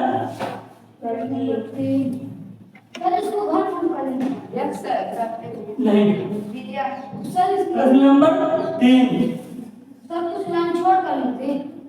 एक दो मत को छोड़ के किताब तुम्हारे पास है, किताब पढ़ो, क्वेश्चन आंसर बना लो। हाँ खरीफ फसल लिखा है। जैसा खरीफ की फसल खरीफ फसल खरीफ फसल लिखा ना बस क्या देना है? सर खरीफ की फसल उदाहरण देने दो। उदाहरण होना दाल मक्का गेहूं। उदाहरण ना कहाँ से खरीफ की फसल गेहूं मक्का होगा? गेहूं मक्का बाद अरे बताया और देखो पहले नंबर में है। हाँ उदाहरण बताओ। सरकारी फसल दाल धान मक्का मक्का। और बताओ और बताओ और बताओ। मैं जैसे बोल रहा हूँ और हाँ अरहर को देते हैं। Yes sir. चलो अरहर ठीक है। मूंगफली सोयाबीन हाँ ठीक है। सोयाबीन कपास कपास हाँ सोयाबीन कपास कपास। चलो ठीक बहुत है, ठीक ना? लेकिन हम लोग दो तो क्या हुआ? ये सर लिख तो सकते हैं। याद होना चाहिए। अब दूसरा क्या था? रबी फसल रबी की फसल रबी फसल के उदाहरण के रबी से वाले गेहूं चना उदाहरण, ठीक ना? कौन कौन उदाहरण होगा? गेहूं चना मटर सरसों अलसी लिखते जाओ बाकी जो लोग बैठे फालतू। गेहूं चना चना सरसों सरसों, मटर, अरे सरसों, मटर, मटर, अलसी, अलसी, आलू, है ना? इसको हमारे हाँ लिख लो जल्दी से। क्वेश्चन लिखते लिखते बिना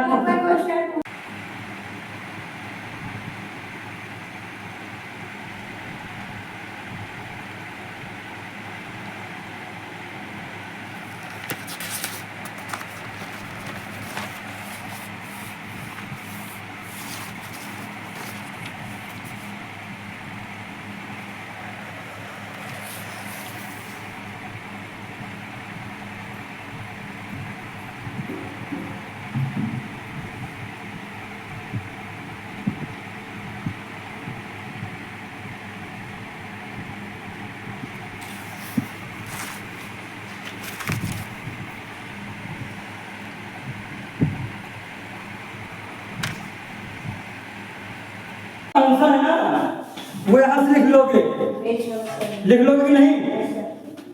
इधर पास गोलम मार लेना 5वें का उत्तर, इसको लिख लेना। मैं समझा दे रहा हूँ, बाकी के समझा दूँ, ठीक है ना? इसको देखो, अभी मिटाना पड़ेगा मेरे को, थोड़ा सा मिटाना पड़ेगा। मिटा दो इसको, जो लिखा है तो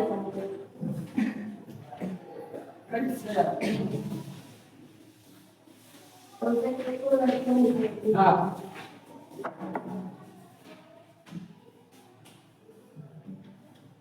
उर्वरक, ये खाद, इकबाल नहीं रखे, समझाओ क्या समझाओ, ठीक है ना?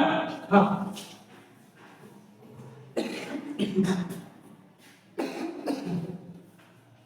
ये क्या मानव निर्मित है, क्या ये? इसको मानव ने बनाया है, इसको भी मानव ने बनाया है, लेकिन प्रकृति रूप से। ये मानव रूप से है, और ये क्या है? जैसे गोबर प्रकृति के रूप से है।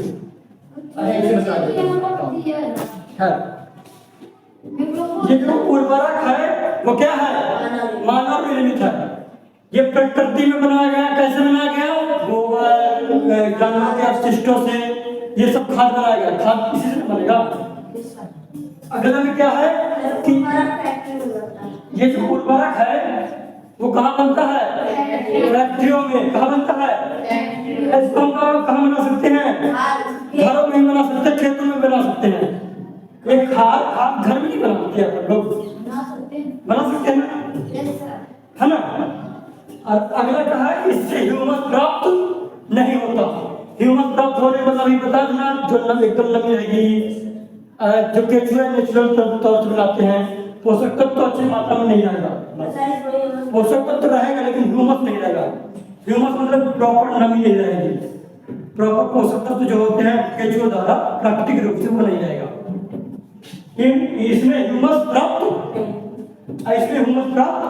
होता है। इसमें प्रचुर मात्रा में पोषक तत्व पाए जाते हैं। प्रचुर मात्रा में मतलब हाँ पाए जाते हैं, जैसे पोटेशियम हो गया, पोटेशियम, फास्फोरस, यूरिया, ये सब क्या है? प्रचुर मात्रा में पाए जाएंगे। नाइट्रोजन वगैरह। अरे जो बोरी में आता है यूरिया, डीएपी, वो इसी उर्वरक की बात हो रही है। ये कौन खाद है? जो लेड़ी हो गया, गोबर हो गया, पत्ती का जो खाद है वो वाला हो गया। इसमें पोषक तत्व रहते हैं लेकिन इसकी तुलना में इसमें कम रहते हैं। क्यों इसकी तुलना में कम रहते हैं? क्योंकि इसमें यूरिया के लिए अलग बोरी की धूप वो आती है, बंडल आती है, आती नहीं आती? पोटेशियम के लिए अलग आती है, अलग से आती ना। बीज नहीं, उर्वरक दवाई जिसको छिड़कते हैं, इसमें तो गोबर में सब चीज मिक्स रहता है। इसकी तुलना में लेकिन कम रहता है। लेकिन बेहतर कौन है? खाद है बेहतर। कौन है बेहतर? इससे भी खेती में वृद्धि होती है, इससे भी खेती में वृद्धि होती है, लेकिन ये नुकसान पहुंचा सकता है, ये नुकसान नहीं पहुंचाता। खत्म।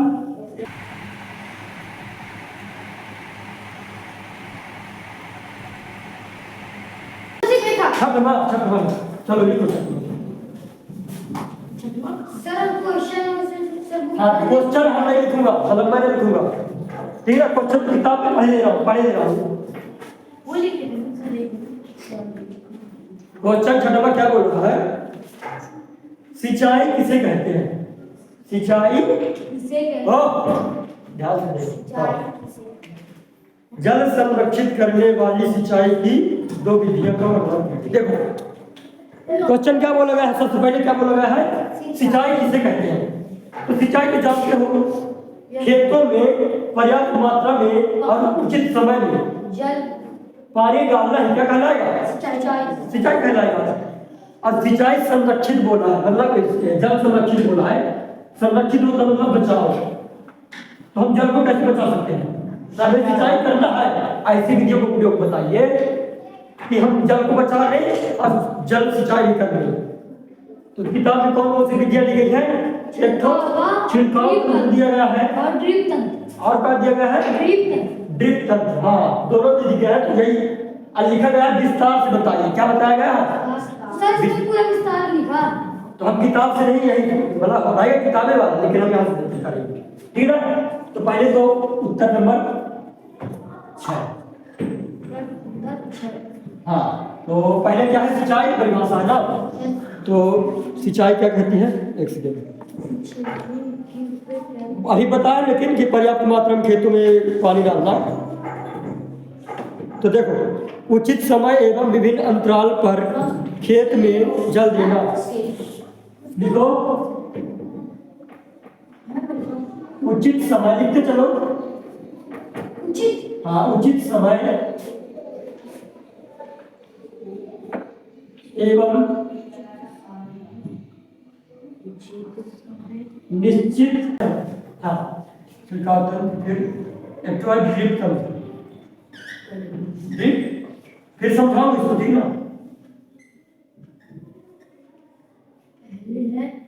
तो सबसे पहले तो रुक जाओ अभी लिखवाना नहीं पड़ेगा। सर ये लिख छिड़काव बस रुक जाओ, पहले समझा दो। देखो सिंचाई क्या है तो जान गए हो कि एक निश्चित समय में देना है और एक निश्चित अंतराल में देना है। मतलब कि ऐसा थोड़ी है कि जैसे धान है तो धान को पानी चाहिए कि नहीं चाहिए, लेकिन इसका मतलब नहीं कि एकदम भरे रहो थोड़ा बहुत। हाँ अब देखो धान पकने वाली है, अब पानी दिए जा रहे हो, अब कहाँ निकले रहे हो तुम? तो समझा रहा हूँ कुछ लिख के क्या बन जाओगे यानी। हाँ तो धान अगर पकने वाली है और कोई मतलब ऐसा तो पता नहीं है, अब तो फिर पानी कोई दिए जा रहा है तो धान खराब हो जाएगी। यस सर खराब हो जाएगी। यस सर इसलिए बोला गया सिंचाई क्या है? एक ठीक उचित समय होना चाहिए, निश्चित अंतराल भी होना चाहिए, है ना। ये नहीं कि धान पकने वाली है कोई पानी डाले पड़ा धान सब मर जाए। अभी देखो ना धान पकने वाली है, अगर पानी बरसता रहेगा धान सड़ जाएगी। पानी भी गिरने वाला है ना, सड़ जाएगी धान। सर चावल में पानी निकल रहा है ना, इतना पानी नहीं चाहिए। अब पकने वाले थोड़ा सूखा होना चाहिए, ये तो हो गया खराब हो जाएगा। चलो ठीक है, मतलब ठीक नहीं है, अभी लिखना नहीं है भैया, अभी समझा रहा हूँ। अब क्या बोला है? अब सिंचाई कर रहे हो आप, तो अब हमें जल को भी बचाना है। अब कौन सब जल को है बचाए, ठीक है। अभी पानी बरसात का मौसम चल रहा है तो पानी चलो ठीक है चल रहा है, लिखना नहीं है हमको देना, समझो क्या बोल रहे हैं। अगर गर्मी के मौसम में पानी कम जाता है ना, यस सर, तब भी फसलों को पानी चाहिए कि नहीं चाहिए? यस सर, आम का बिरवा है वो पानी चाहिए कि नहीं चाहिए? यस सर, मतलब छोटा पौधा है उसको पानी चाहिए कि नहीं चाहिए? Yes sir. तो ऐसे पानी अगर गर्मी में उड़े देंगे तो क्या पानी खत्म हो जाएगा? Yes sir. पीने के लिए बचे पानी जल्दी। No sir. या फिर ऐसी जगह पर जैसे राजस्थान का एरिया, राजस्थान में ज्यादातर सूखा रहता है। यस सर, इसमें राजस्थान होगा, हाँ थोड़ा सूखा एरिया जैसे, तो वहाँ पानी थोड़ा नीचे रहता है, पानी कम रहता है। तो वहाँ अब हमें फसल उगाने के लिए उगानी, सब्जी उब्जी उगाने के लिए उगानी। Yes sir. तो हम जब जल को बचाएंगे तब ना पानी सिंचाई करेंगे। Yes sir. तो हमें ऐसी विधियां बतानी है जिससे हम जल को बचा भी ले, अच्छी सिंचाई भी कर ले। तो उसकी दो विधियां हैं, उसकी दो मिनट। कौन को? छिड़काव तंत्र और ड्रिप तंत्र।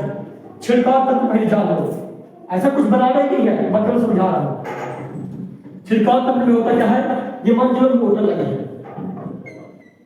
मान लो ये मोटर लगी है ना, समरसीबल वाली, कोई भी वाली या फिर एक वाली मोटर देख लो हमारे घर में है ना, एक तो जो कुएं बाहर लगा रखे हो। यस सर, है ना? यस सर रहती है। Yes sir. चाहिए वाली मोटर तो नई वाली मोटर बताओ, ठीक है? समझ गए? सर थोड़ा सा मोबाइल टेस्ट दे दीजिए, उससे चल लेगा। जल्दी नहीं मिलता, लेकिन देखो वो तो ठीक है, लेकिन मेरे को जल्दी चाहिए वाला, क्योंकि ऐसा हाँ ठीक है। तो मान चलो पानी आ रहा है, पानी मान चलो क्या पानी आ आता ही है। Yes sir. यहाँ लाइट और लगी थी, ये ना समझ लो सभी तार और फंसाइए, ऐसा मोटर चल रही है, ठीक है? ये पानी नीचे है, इधर बोरवेल है ना, बोरवेल नहीं तो पानी भर रहा है, ये मोटर चला। Yes sir. अब छिड़काव तंत्र में होता क्या है, ये पाइप लगे रहते हैं बहुत सारे, ये मतलब बहुत सारे पाइप बिछा रहता है। Yes sir. सर इससे छींटे रहते हैं। तो इधर ही बहुत से नोजल लगे रहते हैं, क्या लगे रहते हैं? Yes sir. नोजल लगे रहते हैं। सर ये लोग सर यहाँ लगाए रहते हैं। हाँ बटन में देखे हो कहीं यस पर? सर। यस सर इस साइड में सर। हाँ फुटबॉल जैसे देखा करता है, देखे हो ये वाला? अगर रजित देखो सही, हाँ तो अगर आसपास नहीं देखो तो कहीं गए हो मामा के यहाँ गाय से कहीं, तो ऐसे मोटर चलती रहती है, अब बहुत सारे ऐसे लगे रहते हैं पाइप के नीचे नोजल होते यस सर। Yes sir. फिर जब पानी आएगा, पानी इधर आएगा तो क्या होगा, इस साइड सर। गोल को फिरेगा, गोल को फिरेगा और फब्बार ये सब देखेगा, यस सर। लगे कि पानी भी गिर रहा है, यस सर। लगता है पानी बरस रहा है। तो ये वाला छिड़काव तंत्र समझ गए? Yes sir. छिड़काव तंत्र समझ गए ना? तो इसी तरह अभी चित्र पे ध्यान दे दो, बस अपने दिमाग में वाला चित्र बनाओ जो देखे हो। Yes sir. अभी इधर भी चित्र बना होगा, अभी देखते हैं वाला ड्रिप तंत्र वाला। तो ड्रिप तंत्र वाला क्या होता है, जैसे ये पौधा, जैसे ये इसको, लेकिन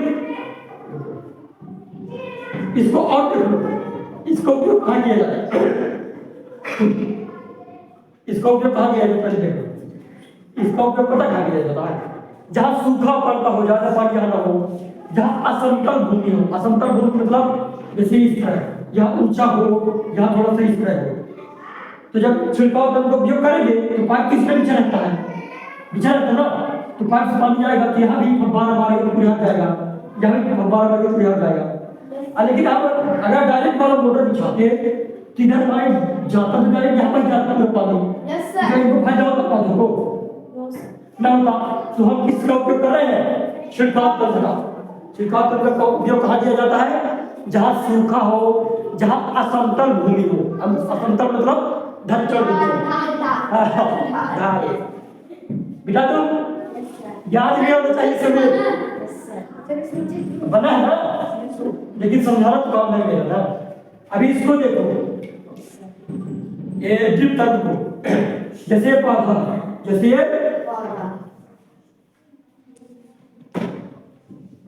ठीक है ना। तो अभी मोटर किस मोटर ये लगा, इसको मोटर समझ लो, बना रखेगा, इधर से पानी चल रहा है, ये पानी, तो इधर से बहुत सारे पाइप जुड़े होते हैं, ये जुड़ा है, ये पाइप जुड़ा है, ठीक है ना। मतलब इधर से इधर ये, इधर से ये वाला पाइप यहाँ का जुड़ा है, ये जुड़ा है, इसकी बात से जाता है, ठीक है ना। ये पानी जा रहा है यहाँ से। Yes sir. देखो यहाँ से ये बहुत सारे लगे हैं, ठीक है ना, बहुत सारे लगे, बहुत दूसरे टमाटर लगा है, यस सर। इस पानी में टमाटर लगा है, आलू लगा है, कुछ भी लगा है। Yes sir. पानी आया तो ड्रिप तंत्र में हम क्या करेंगे, ये इधर जल रहता है ना, जल रहता है ना, तो इधर पास से होल कर देंगे, होल कर देंगे, फिर पाइप होल रहता है, तो होल रहेगा, एक एक बूंद गिरेगा, एक एक बूंद जल में गिरेगा, तो पानी का बैठ जाएगा। No sir. इधर भी जो होल कर देंगे, इधर लो जल पास जा रहा है, जल को पानी चाहिए, चाहिए फिर चाहिए, हाँ लो पानी जा रहा है, इधर पानी जा रहा है, एक एक बूंद बूंद करके पानी जाएगा, बूंद बूंद करके पानी जा रहा है। इसका पोषण भी पूरा हो जाएगा, पानी भी मिल जाएगा अब पानी हमारा व्यर्थ भी नहीं जाएगा। समझ में आया क्या बोल रहा हूँ? Yes sir. अगर धड़ाधड़ से मोटर चला देते, अगर मोटर चला देते तो पानी देखो कुछ पानी सिंचाई में चला जाता, कुछ पानी सूख जाता, कुछ पानी ऊपर उड़ जाता। लेकिन इसमें फायदा क्या है? पानी कम है, मतलब ऐसे एरिया में हम लोग है जहाँ पानी कम है, हम ड्रिप का उपयोग करके पानी को बचा सकते हैं यस सर। और फसल भी उगा सकते हैं अपना।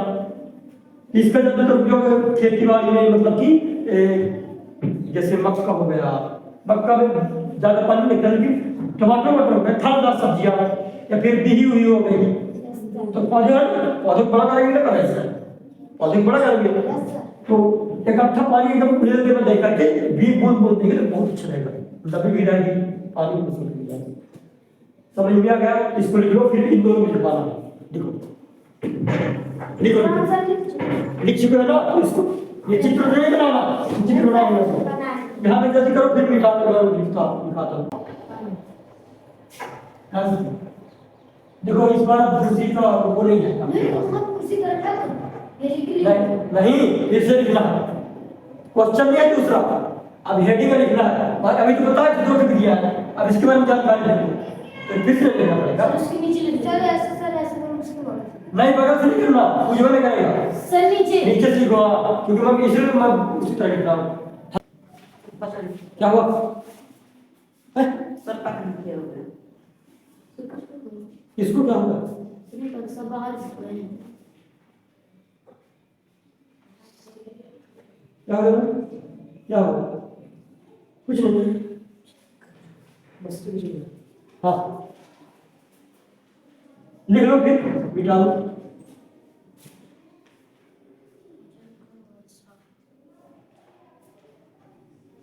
बड़ा है ना?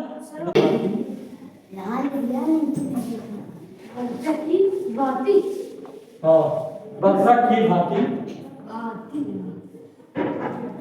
भांति क्या करता है? गिरता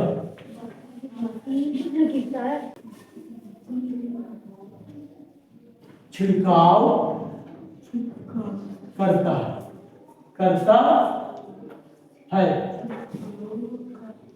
इतना ही बात लिखना पड़ेगा। क्या करो? चीज वर्णन पूछा है, क्या पूछा है? वर्णन। नीचे लिख लिया है ना? जल्दी लिखो, फिर मैं इधर से दूसरे तब तक मैं लिखता हूँ। दूसरा वाला लिखो भी। अभी नहीं, दूसरा मतलब कि भाई दूसरा, हाँ ड्रिप तंत्र लिखो, ड्रिप तंत्र, ड्रिप तंत्र। मैं काफी देखूंगा जो कोई किस तरह लिखा, मैं देखता हूँ फिर।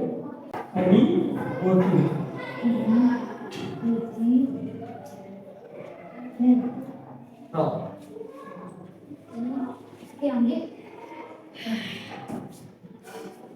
अभी कितना होगा जल्दी? हाँ पूरा लगाओ, खत्म होने वाला है इसलिए।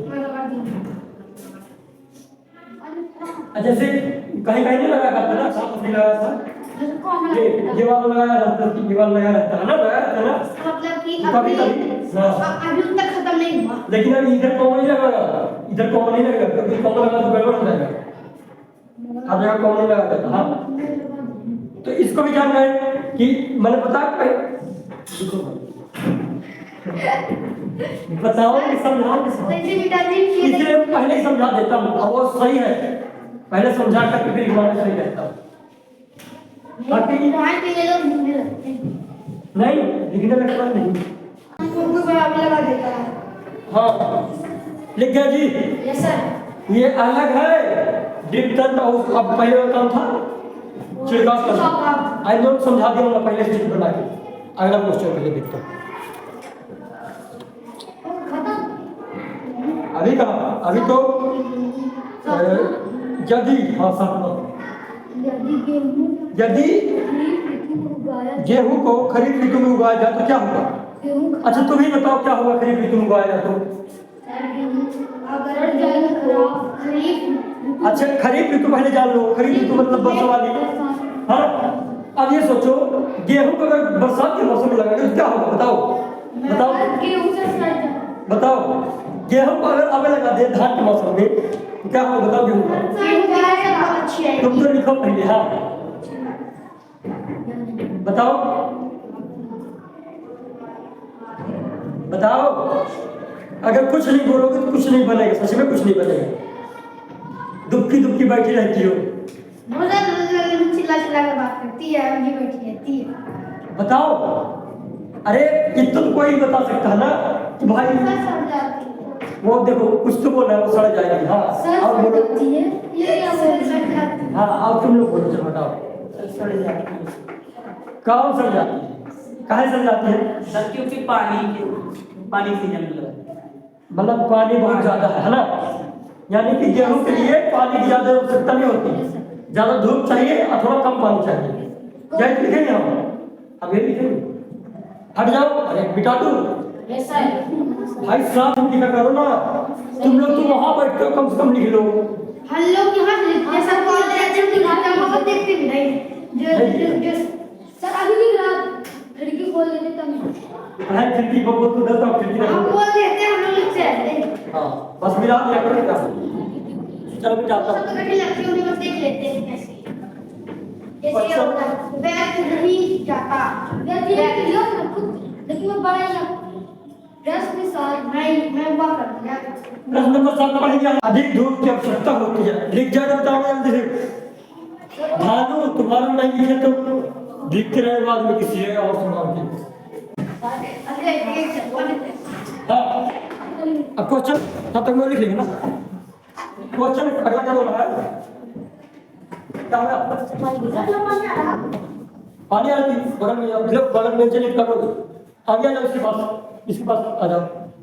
प्रधान सर नहीं पड़ेगा, नीचे वाले चले गए। ये खाना तो करना है, खेत में लगता है सब काम मिट्टी पर क्या प्रभाव पड़ता है। हो गया? हो गया ना? हाँ तो अब अगला प्रश्न क्या है? खेत में लगता है फसल उगाने से मिट्टी पर क्या प्रभाव पड़ेगा? सर इसको डाल दीजिए नीचे, ऊपर डाल दीजिए। सर मिटा दीजिए। लिखेगा कल सकते लेकिन लिखेगा नहीं, ये बात नहीं है, कम कम लिखेगा।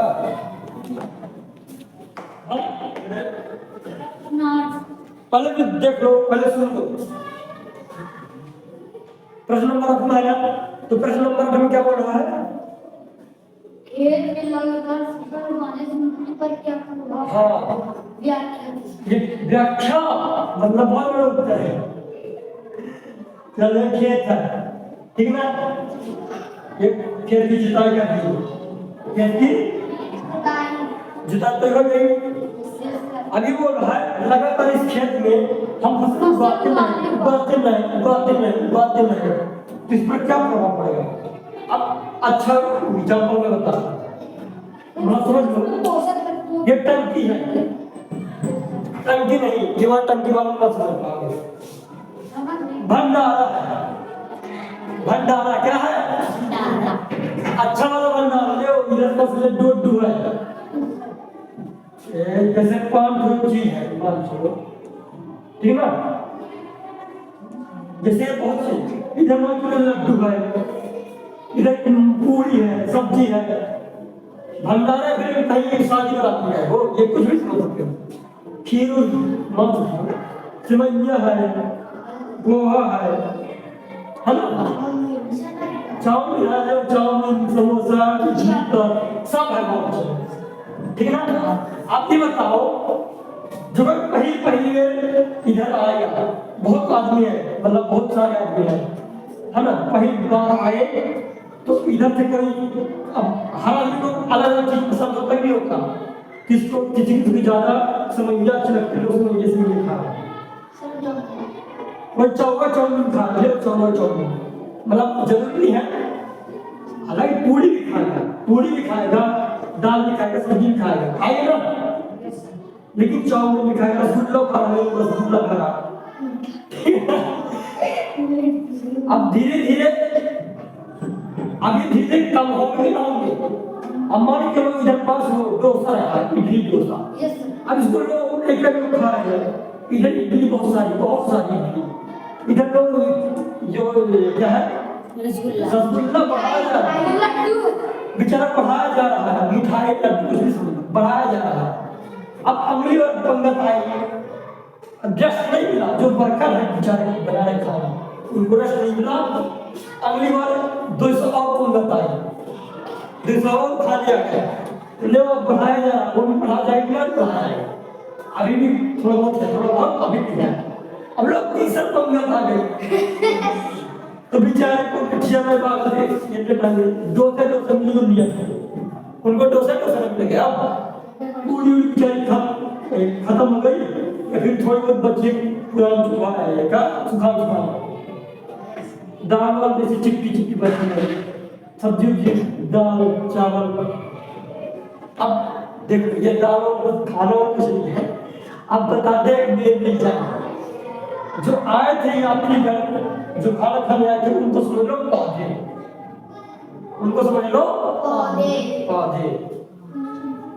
समझने भाषा है ना, समझ लो नहीं करना, इसको बता दो उनको समझ लो पौधे, ठीक है। और ये जो भोजन है तो ये इनके खाद है, यानी पेड़ों क्या है ये खाद, ये खाने की या फिर पोषण तत्व, ठीक है। तो सोचो जब बारात में ये लोग खाना खाने आ रहे थे, ये भंडारा सब निपटा दिए और थोड़ी बहुत बचा, अब बेचारे जब और लोग आए तो उनको कुछ बचना था, बचा उनको कुछ थोड़ा बहुत बचा तो बेचारे काम चला रहे। तो जब सोचिए यहाँ काम नहीं चल रहा तो यहाँ लगातार फसल उगाएंगे कि ये जो मिट्टी में पोषक तत्व है वो क्या रहे आएंगे, धीरे खत्म हो जाएंगे, ना हो जाएंगे। अब समझ में आया, लगातार फसल उगाने से क्या हो जाएगा, लगातार फसल उगाने से पोषक तत्व की कमी हो जाएगी, और जब पोषक तत्व की कमी हो जाएगी तो ऊपर पेड़ जल्दी से दबन पाएगा। इसीलिए जब तो हम खेती को अदल बदल करेंगे या फिर एक समय के बाद खेती करना बंद कर, मतलब कि एक सीजन ना खेती कोई कभी देखते हो ना पर्यावरण के लिए छोड़ देता है, ये चावल नहीं लगा ऐसे खाली छोड़ा होगा, छूटा हुआ ना कहा छूटा है, क्योंकि किसान जानते हो छोड़ना जरूरी है। पहले पर छोटा था तो सोचता था कि फसल लगाने से कितना बेहतर होता है, लेकिन आज पढ़ने के बाद पता चल रहा है कि क्या छोड़ते हैं खाद छुट्टी हो जाती है, होने से छुट्टी आगे समझ में आ गया। अपने को गला फाड़ने का कोई मतलब निकलना चाहिए। हाँ आज मैं गला फाड़ रहा हूँ, तुम लोग अगर नहीं बताओगे ना तो जिस दिन लाठी ठीक है। चलो सर स्कूल में पटली जैसे धनी एकदम जय तो चलो अच्छे से देख ही लेते हैं, पहले एक बार पढ़ लेता हूँ। खेतों में लगातार फसल उगाने से मिट्टी में पोषक तत्वों की कमी हो जाती है। लिखो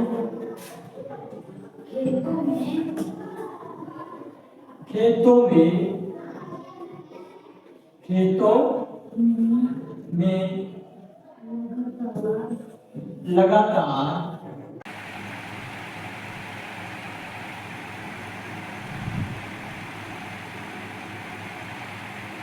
नौवां क्या है ना?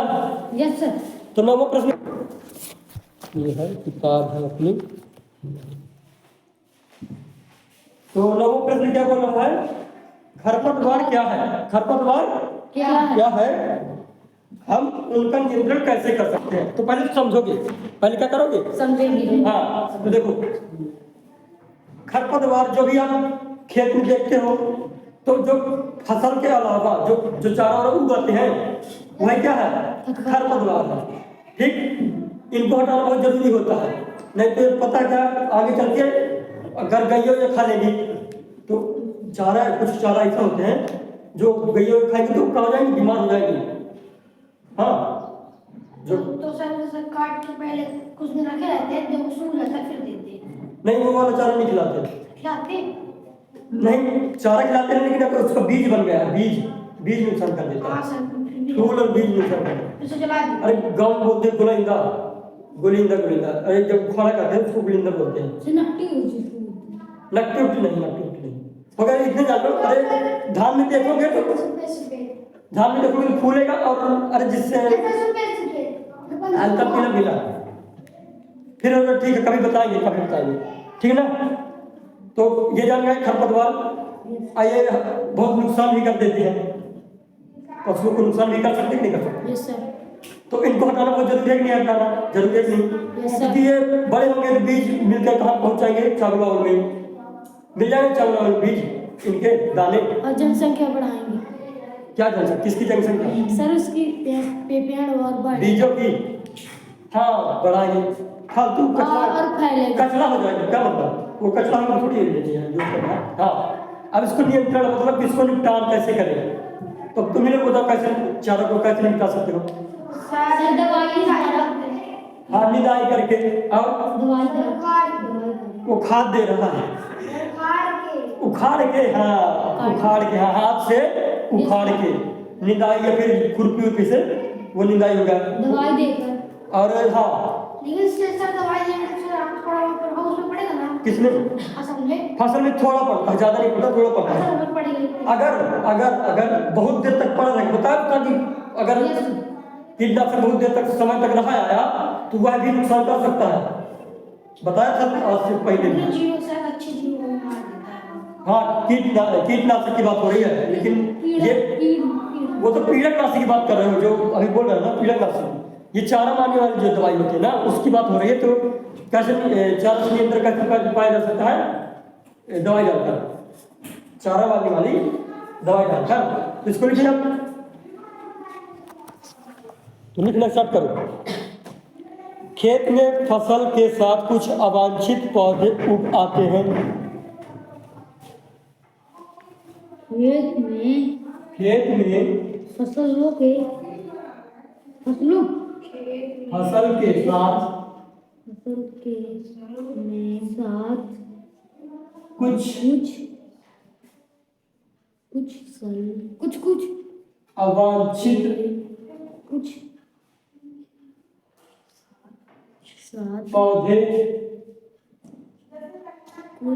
साथ कुछ अवांछित पौधे उग आते हैं,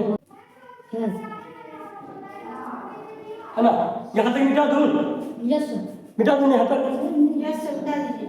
मिटा दे रहा हूँ, ठीक है ना यहाँ तक, क्योंकि इसके आगे तीसरा लिखना है मेरे को, ठीक? डाल दे तीसरा। हाँ तीसरा डाल दो।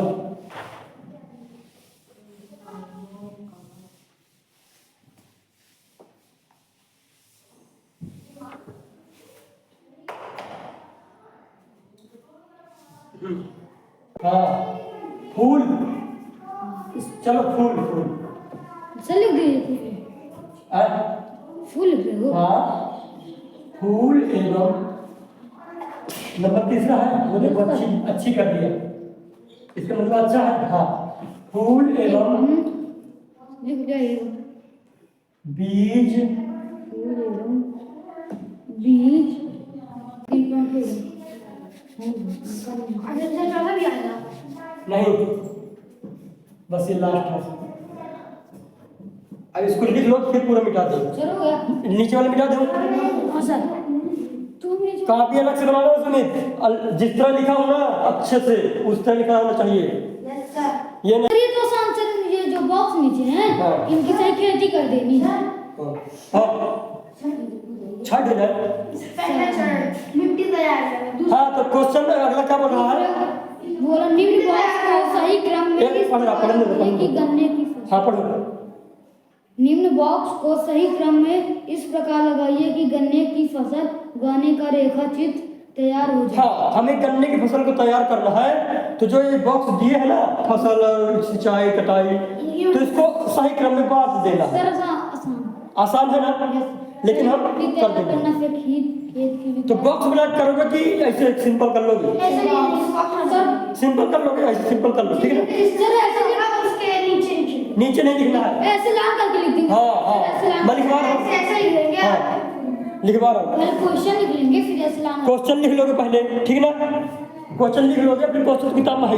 सर बॉक्स भी लिख देंगे क्वेश्चन। मिटा दे नीचे का। Yes sir. रात में 10 मिनट हो रहा है क्या हो गया? मैं मिटा दी बोल दे दो मैं थोड़ी हो 10-9 है ना। तो गन्ने की खेती के लिए तैयार करना है ना, तो लिख लो पहले मिट्टी तैयार करना। पहले नंबर में क्या लिख लोगे? सर हम लोग इसी टिक लगा दे रहे हैं पेंसिल से एक दूरी सही इसी एक पहले में एक ऐसे लगा दे रहे हैं टिक वो लोग लगाएंगे, वो लोग बहुत टाइम लगाएंगे, तुम लोग लिख भी सकते हो। सर टिक लगा लेंगे हम लोग हाँ ठीक है। पहले मिट्टी तैयार करना फिर खेत की जुताई करना। भैया टिक किताब लाए हो, इसे लिख रहे हो कि इसे लिख रहे हो? ऊपर में लिख लो, इसको मिटा देना मेरे को, मत लिखो किताब से टिक मार के इसी पे लिख दो। मैं ऐसे लिखा दिया हूँ। अब इधर 3 है, ये वाला ऊपर से नीचे ऐसे ये वाला 4 है, ये वाला 4 है, ये वाला 2 है, ये वाला 6 है, ये वाला 6 है और ये वाला 5 है। देखो हो गया ना।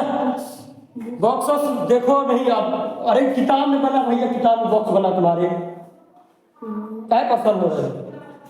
किताब इसलिए लेकर आना चाहिए था, ये किताब में बॉक्स नहीं बना तो बॉक्स में भर लेते। जब किताब लेकर नहीं आती तो क्या करूँगा?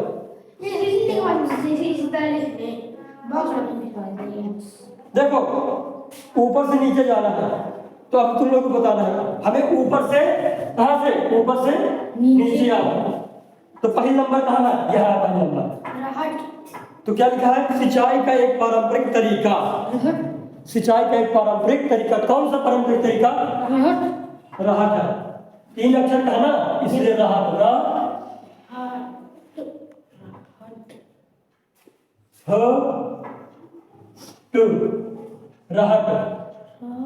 फिर दूसरा नंबर लिखा बड़े पैमाने पर। नहीं नहीं नहीं, हमें इसी तरह पढ़ना। लगातार बड़े पैमाने पर पालतू पशुओं की उचित देखभाल करना। क्या कहलाता है? पशुपालन। पशुपालन लिख रहा है। दूसरा नंबर कहाँ लिखा है? उधर ये है, इधर लिख रहे पशु, पशु पालन। हो गया ये पशुपालन, है ना। अब तीसरा नंबर देखो, फसल जिन्हें वर्षा ऋतु में बोया जाता है, क्या कहते हैं? तीसरा नंबर कहाँ है? ये है। तो लिख दिया खरीफ,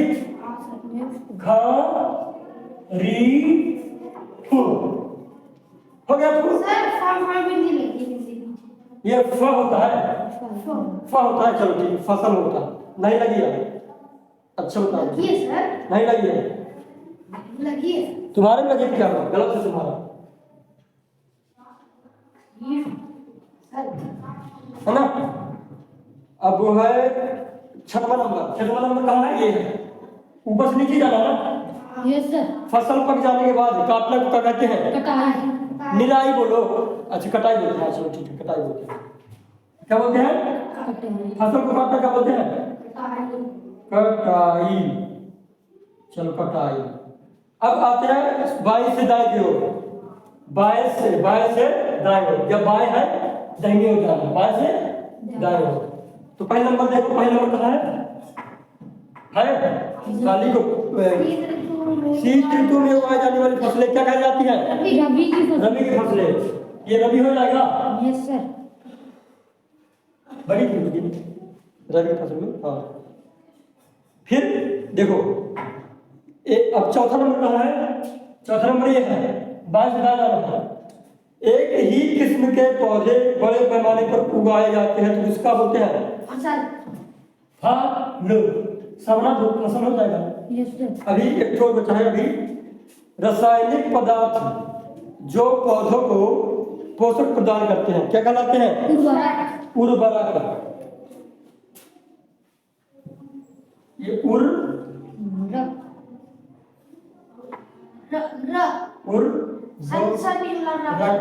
हाँ उर्वरक हो गया। उर्वरक। Yes sir. अब खरपतवार हटाने की प्रक्रिया क्या कहलाती है? निराई। ये कितना नंबर है? 7वां नंबर है। 7वां नंबर है ये। ये नी राई चाय में फिर लो चाय माई निराई। खैर, तो इसको लिखने की जरूरत नहीं है रजित, बॉक्स में बना लेना। मैं इसे बताया हूं किस तरह किया जाता है। अब आप लोग ऐसे कर सकते हो कि जज आसानी के लिए कि इसको करने के बाद रवि अपनी कर सकते, जरूर नहीं पेपर ये इसी तरह आएगा लेकिन आ सकता है। तो अब मिटा दे। Yes sir. अब कुछ प्रश्न उत्तर कराना क्या है? प्रश्न उत्तर कराया कि हो गया? अब सर पार्ट करना है। वैसे है प्रश्न उत्तर, बताओ। पार्ट 2 आ गया। अभी प्रश्न उत्तर है वो जो कट गया जो मैंने नहीं कराया था, सर। अच्छा जो मैंने नहीं कराया था। पार्ट संबंधी बात संबंधित वाला लिखा है, धान को शीत ऋतु में क्यों नहीं बोना चाहिए? धान को शीत ऋतु में क्यों नहीं बोना चाहिए? या फिर कभी खेत कभी खाली नहीं छोड़ा जाता, कराया ही लगता है। चलो 2 पार्ट में जाए, अब अध्याय 2 क्लोज करें। Yes sir. चलो मत लिखो रजित मत लिखो, टाइम बर्बाद नहीं करो, अध्याय 2। बस बताओ कि कैसे करना। हो गया। Yes sir. पाठ का क्या नाम है? अध्याय कितना है? 2 सूक्ष्म जीव मित्र एवं शत्रु। सूक्ष्म जीव।